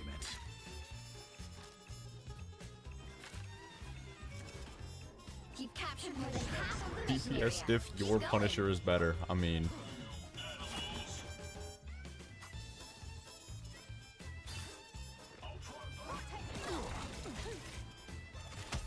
They don't know about this flank angle.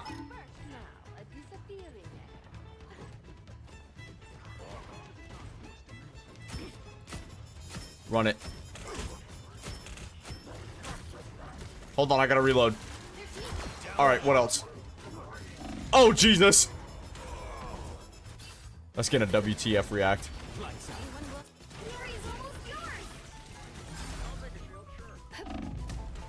I'll meet my family, but not today.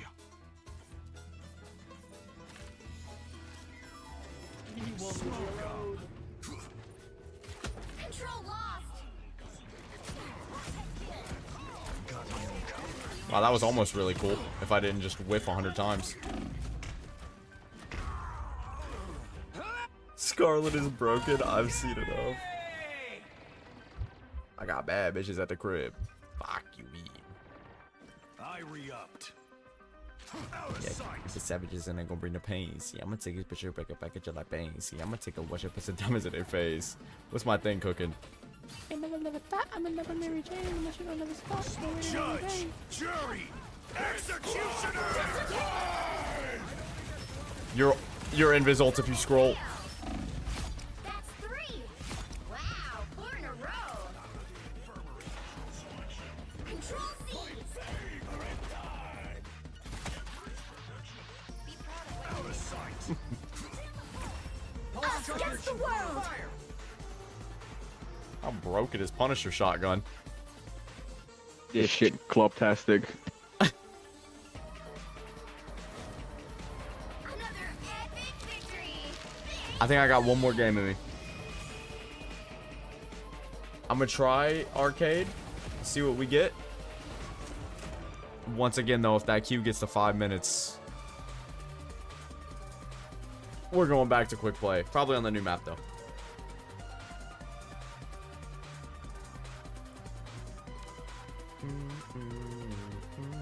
Play comp. So yeah, we can try free fight punny shotgun.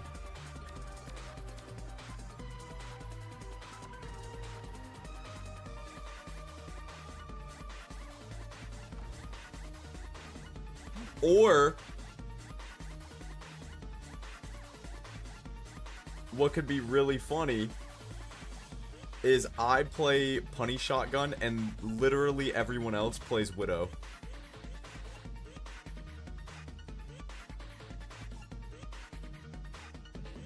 Because all of you guys would get the team up.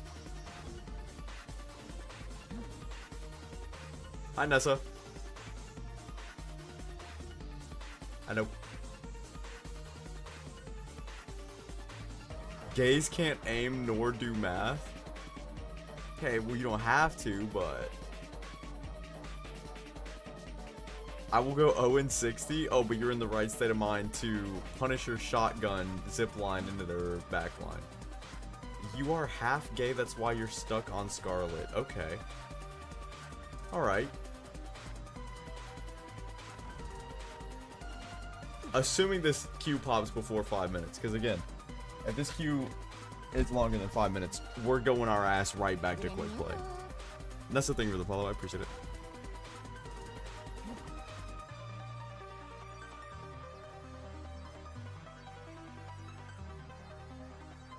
Why does queue time is predictable? It's like my teammates. You know, good question.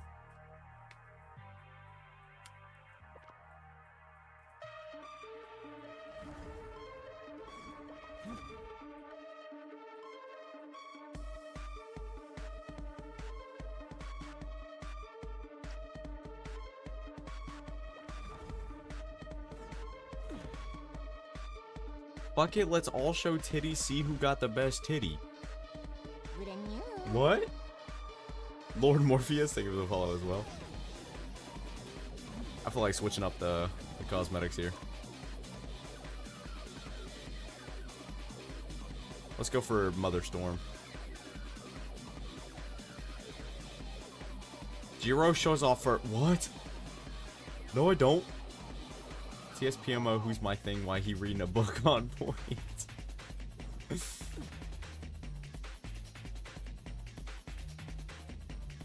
Can Thing read? Can he flip the pages? You never even play Storm. Excuse you. I have 14 minutes on her. Okay, I have a 100% win rate on Storm. Okay. I gotta get like Gandalf Big Naturals, but just get money, not for top surgery because I get that for free. Oh, okay. Gandalf Big Naturals was crazy. And when I show up on your base, are we playing Rust? What do you mean when you show up on my base? I'm confused. Guys, this queue might be 5 minutes.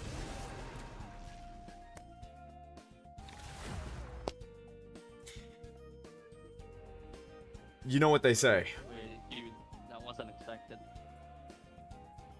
This shit about to get club-tastic. Which hero do you think you want to What be the hell today? am I seeing? I'm not a hero. God, what a song. Punisher. Restart it. Restart it.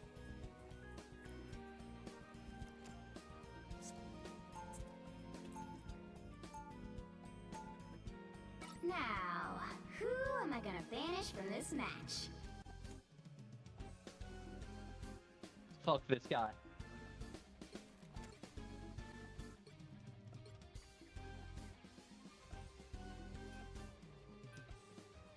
Hey, God, got that I character. mean, Don't do is it crazy I'm to gonna get a say gamble. that Hair is top 10 songs of all time? Fuck! What are the fucking odds? Now we double ban Penny. Wait, I'm...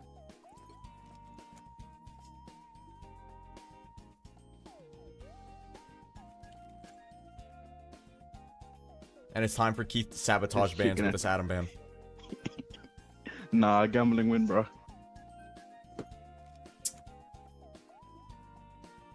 Watch, it's gonna hit like crack. Ooh! Double ban. You'll need a top-notch team to win this one. Oh, I'm actually excited for this. I'm not, bro. Not my thing. Will you ever play with viewers more again? thing, Some of what us have would that jobs. I might. I need to thing it.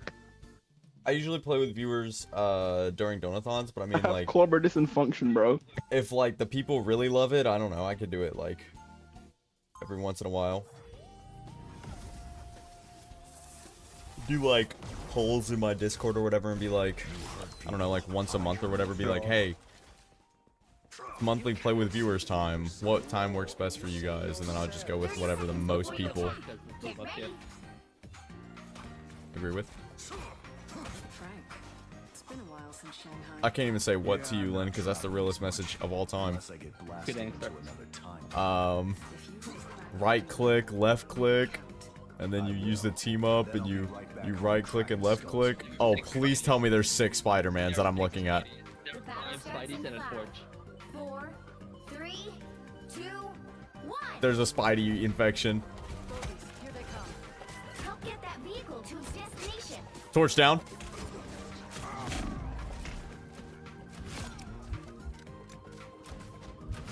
Double KO. Nah, this feels wrong killing my team, bro. These are my people I'm killing. I hit my keyboard. I hear that. Dude, they're swinging around. they're just fucking everywhere, bro. Keep going. Bro, help me. I'm clear. The thing might come out. Bro, And I don't mean the character. my house is infested by spiders. Almost there. Don't turn back now. They Somebody go- want your flesh, bro.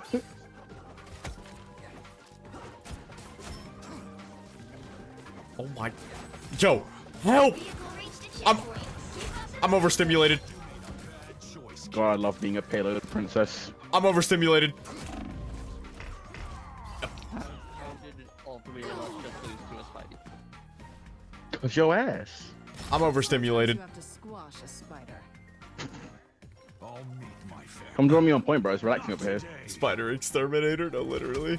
These guys are like these guys know. I'm missing all my these shots. guys know how to get down. GG's. I'm ass. Where's my aim assist? Hook into Where's me. my aim assist? Hook into me. There's too many Spider-Man. halfway there. Keep going. Oh my god, killed him with chip damage. Bro, I can't answer that question. I don't even know where they are. Oh my god. I it's just an effect. I just watched Arcadia get pulled by 2 different Spider-Men. Like they just took turns. Oh my god. This shit is not for the weak, bro. Shit is not for the weak, bro. Bro, Mind the explosion. Almost there. Don't turn back now. I'm genuinely scared. Patched up. Judge, jury, executioner. they will not touch this on my watch. Nuh-uh. Night, night. That bro's the exterminator. There's 3 of them on you. Double Oh, KO. Vehicle reached its checkpoint. Okay, Spider-Man's broken. Momentum. Don't mess with the amazing Spider-Man. I missed my kick. I'm I overstimulated. finally got my first kill. Good shit. Boom. You made a bad choice, kid. Bro, I literally feel like pest control. Don't mess with the amazing. Yo!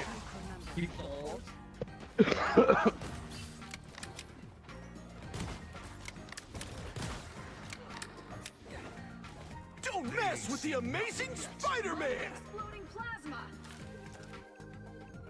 Oh, this shit is not for the weak, bro. You made a bad choice, kid. Find the exploding plasma. It's behind me. Oh my god. Good combo. Don't mess with the Oh my god. Spider-Man. Oh my god. Good shot. That's it. Don't let anything stand in your way. Okay. Okay. I'm picking up what you're putting down. This is the most hectic game I've ever been a part of. More scum. You wanna hook into me? I'm sorry, I didn't mean it. I didn't mean it. I'm sorry. Oh. Narrowly missed the health pack. That's teamwork. Spider-Man is not healing me. GG, no healing. This is not over.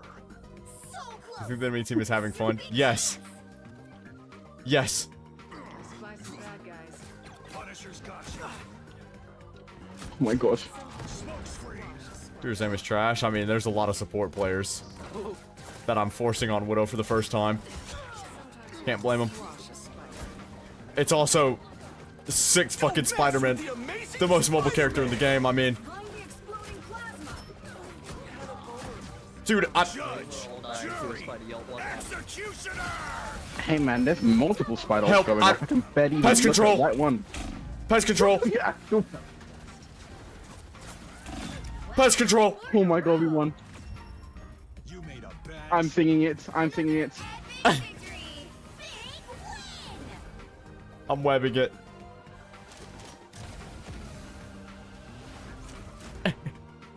I'm sticky. Pest control.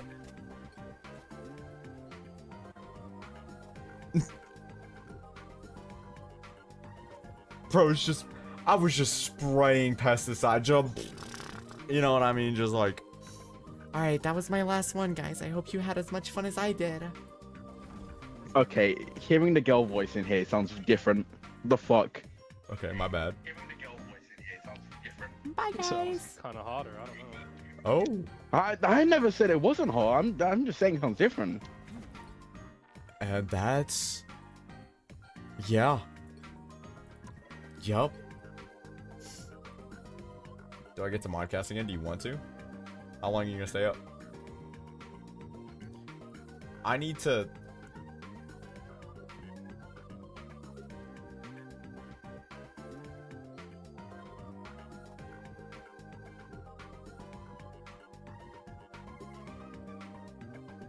I got like 3 hours in me? Okay. Did anyone else forget to use the team up, or am I special?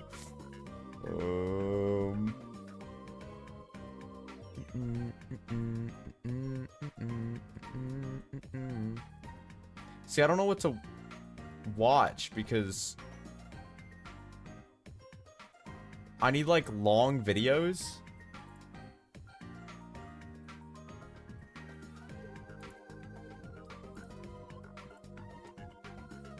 So that YouTube doesn't break for a long time, but they can't be copyrighted.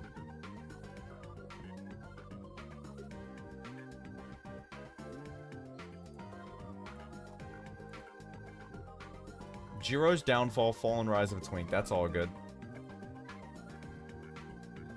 You should be able to just like join, right, Lynn? I need like...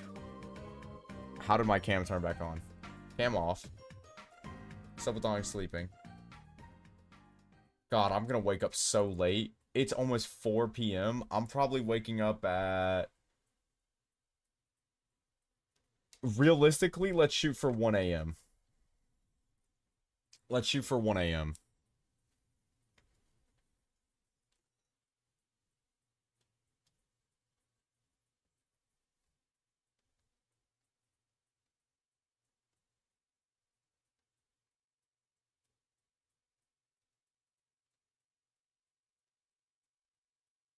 Hello, Lynn.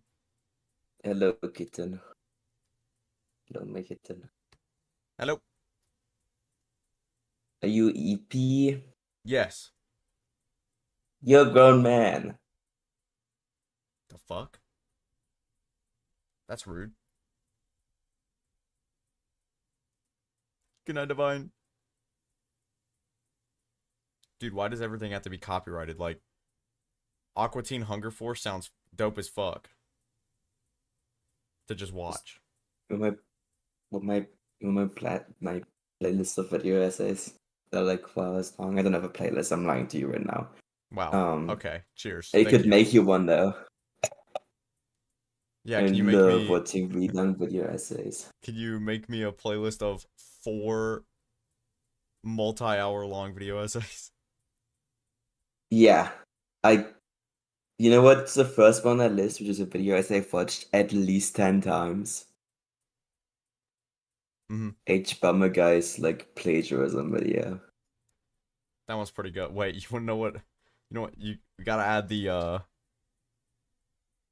rich versus poor. Fucking 1,000 players simulate civilization. Gotta throw that in there. Oh yeah, that's yeah. I need to check on something real quick. Let me just see.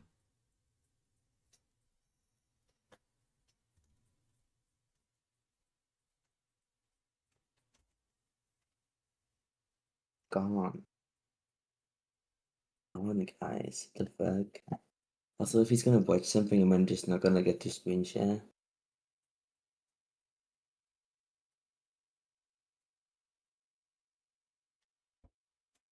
What are some other long video essays I've watched? Okay, Wait, baby, Mika, Hercules. Prison life, rich versus broke versus Giga Rich. Best parenting hacks and gadgets. And it's just blatantly AI thumbnails. Huh. Wow. Wait, so should I not screen share me doing things? You see, you can. I want to try and figure out how to fit both of them on the scene, right? Because you screen sharing things is not gonna last as long as the multi-hour long video essays, right? So I want there to be something. Yeah. But I just don't know where. I mean, I know how I could do it. It would just make like one of the I could also, if I use my OBS cam and you pop out my camera and I leave the call, will it disappear? Yes. So you could just, while I'm here, you know how long it's been since I've opened OBS? You know how many updates it's gonna ask me to do? And I'm just gonna click no, and I'm gonna be on version, I don't know, what version is OBS on I right hope now? you have the best wet dreams ever. Oh! Put Lynn's stream into mini player. I could. But like the problem is it just like doesn't look good like in the scene because when I full screen this, it fits perfectly in the middle, right? Like perfectly, and then it's got the cool like little things on the sides. I don't know where I could put unless I put it like over the video. Or do like this where I have both videos on this screen.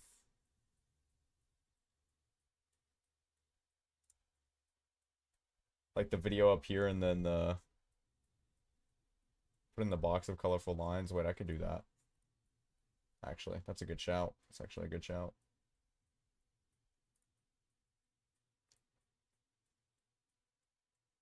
I would really get like the rights to like a 16th of your screen. I might not like I'm that unimportant. A 16th of 1920 by 1080 is quite a few pixels.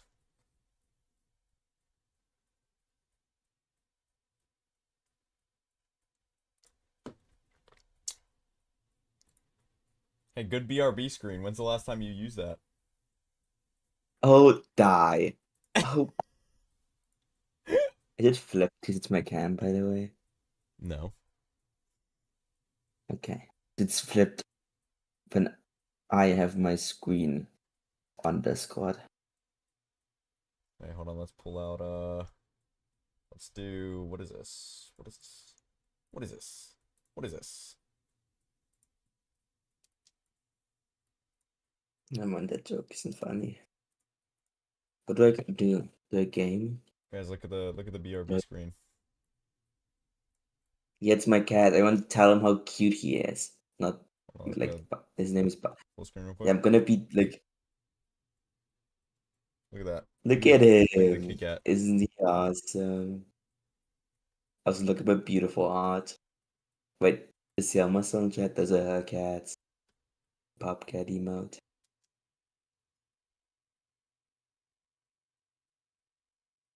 I guess I can crop this to like perfectly fit the boundaries of the cam too. Just boom. Bam. Boom. Anyone?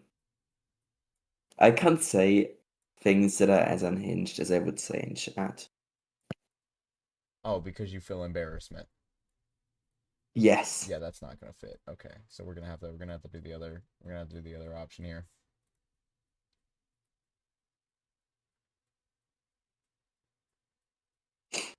We're gonna have to go for serotonin destruction. Now, if I was really min-maxing, I put words on stream somewhere. Wait, that might be really funny to do, actually. Wait, I might do that. Which just means I won't be able to read chat, I don't think. Maybe I will.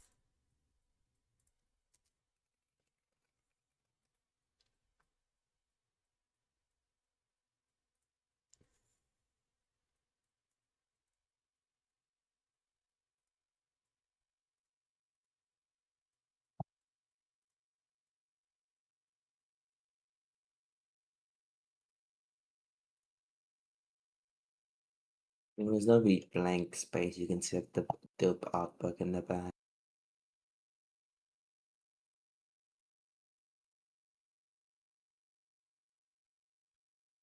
Who's messaging me on Discord? I say as if I'm not in a conversation with someone on Discord, so I'm very well aware of who's messaging me on Discord. Okay, so then we get another window capture. For this, right, and we crop it, pop it, twist it.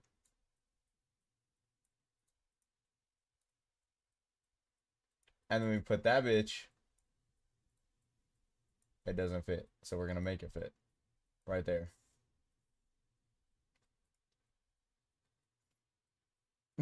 Okay, now you can't just like make it bigger at the bottom. You have to make it even at the top and the bottom.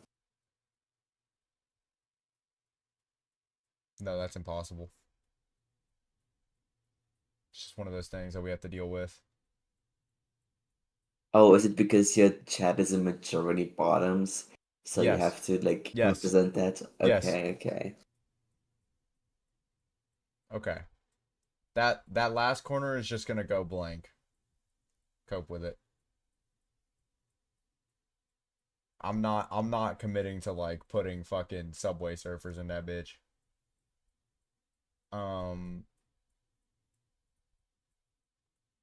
You will be getting blank space. You're getting slacks.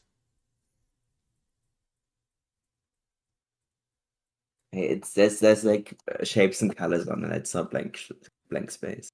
True. No one's answered my question of what do I do. Do I play Overwatch? Oh, Jesus Christ. Is that allowed on the Twitch.tv// Giro channel? Yeah, It's just like, one /. it is. I mean, that's how I started streaming.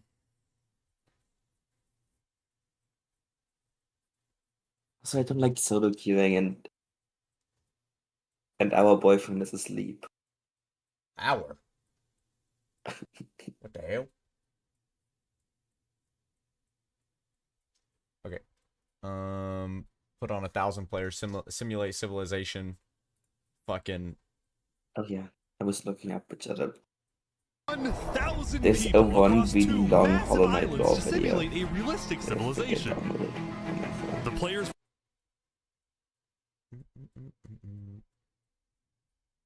Fuck. My YouTube premium like ended today. Oh no, wait, no, I can still see what I downloaded. Put up the I made new FNAF speedrunning fun by Astral's Swift. That's 2.5 hours. Oh wait, am I gonna make the playlist? Wait, I got this. Oh, I can also make the playlist.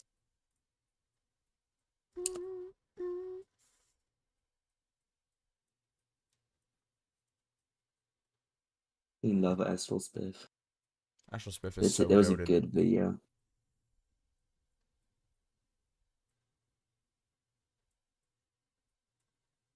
Okay.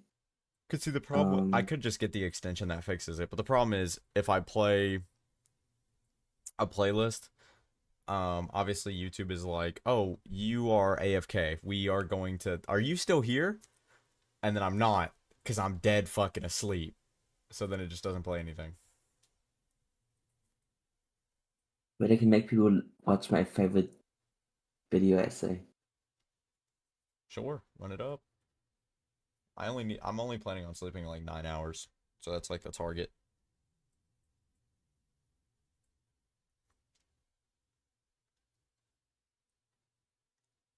When this video says only an hour, so it's like it's a sneak, but like it's my favorite video. I'm also putting the non-copy, like the one that's already copyrighted, so there's no more copyrighted stuff in it, you know? Oh, of course. Because there's multiple versions. Because it's about Cats the musical. Okay. Can anyone verify that my fucking stream stuff updated and the title changed and the categories? I'm only sleeping. Any confirmers? Yeah, it Awesome. is. I'm confirming.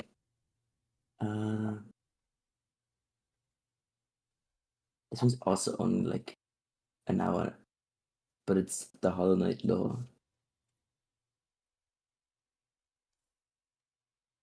Where's my? How do you?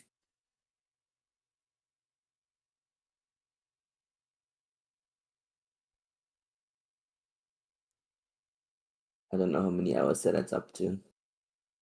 Content knowledge.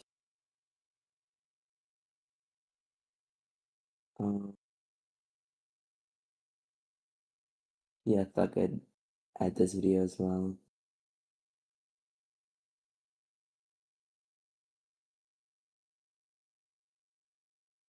Is this, how do I send you a link to it? Oh, yeah. Link.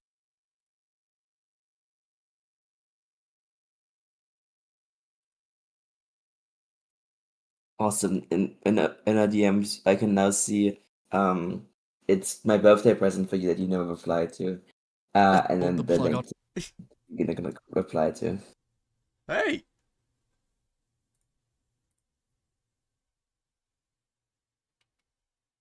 You're so evil. I replied, just not in the DMs. Just a day later after I brought it up in chat. Hey! That's just how I be.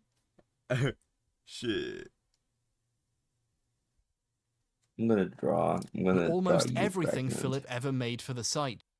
Just to be safe. I forgot that I've watched part of this video and then just dropped it. That's just evil, because that's one of the best pieces of content ever made.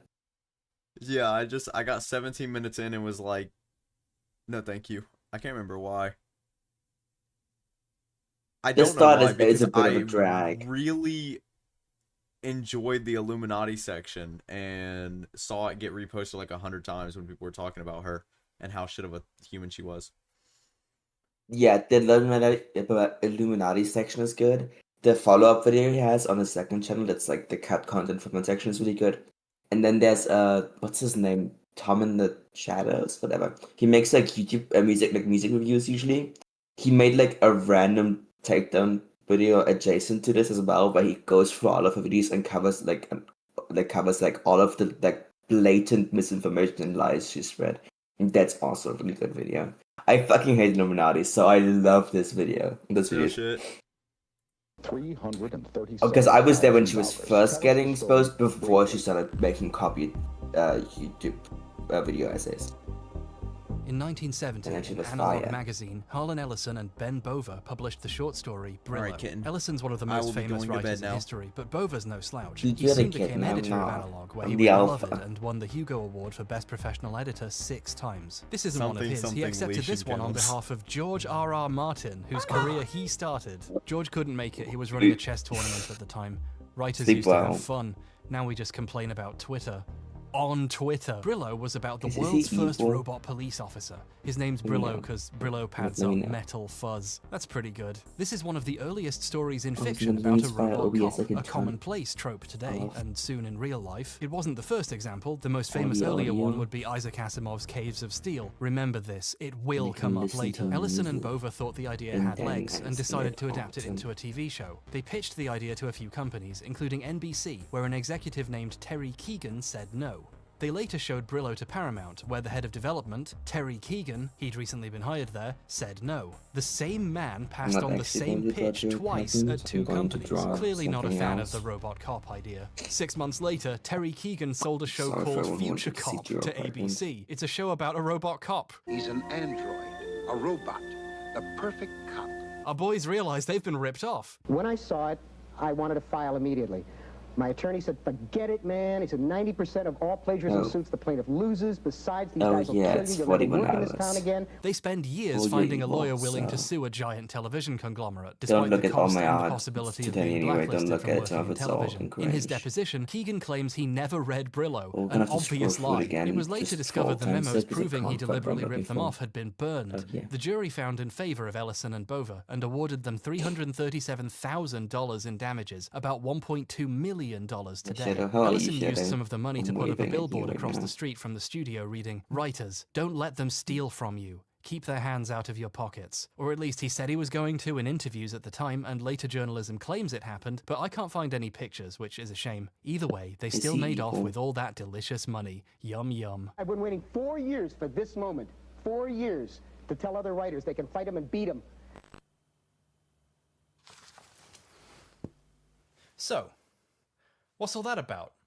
Okay, you know that trick video essayists use where they open on a semi-related example that sets the stage for the wider topic? It's a classic, I do it all the time. I wanted to open on a recent example of a writer winning a plagiarism lawsuit and getting their day in court. But there isn't one. This ancient Don't look at case, my which took fingers. place over a decade I just before need I, to and statistically you, get my were even born, set up. is still the best, second most monitor. recent, and almost only example.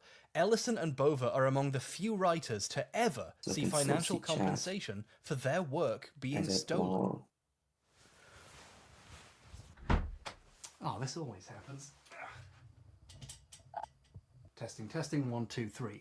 For the foreseeable future, if someone else on here steals your work for money, there's not much you can do except talk about it. A few years ago, I made a video with some examples of plagiarism and even covered a time I felt it happened to me. The guy in question, Lukey Poo, briefly posted a 10-minute response accusing me of overreacting before appearing to think better of the whole thing and deleting this along with the video copying me. Motherfucker's getting shot, but symbols in went the through it piece by piece and copied it because you're such an incredible it's actually really YouTuber. interesting. Thanks, Luke. It's Apology accepted. He has since rebranded about, his channel, like, recognizing how the irony in human presenting beings himself as a perceive literal piece of shit. different But his symbols and videos are why still awash with symbols, like, plagiarism work. accusations, ripping off other YouTubers for hours at a time now. The only new sections being stuff about how homophobia is fine. Maybe the rebrand was a little too soon, our but first no assignment, authority took Luke's video the down. way He could most have of left my it up, and modules people work often do. You can spend ages on a unique video with an original is idea, and a way more that popular I guy can rip it off, along with its thumbnail, get a bajillion views, and rake in the cash. On YouTube, sorry, if I'm you have an focusing on original drawing idea, hands.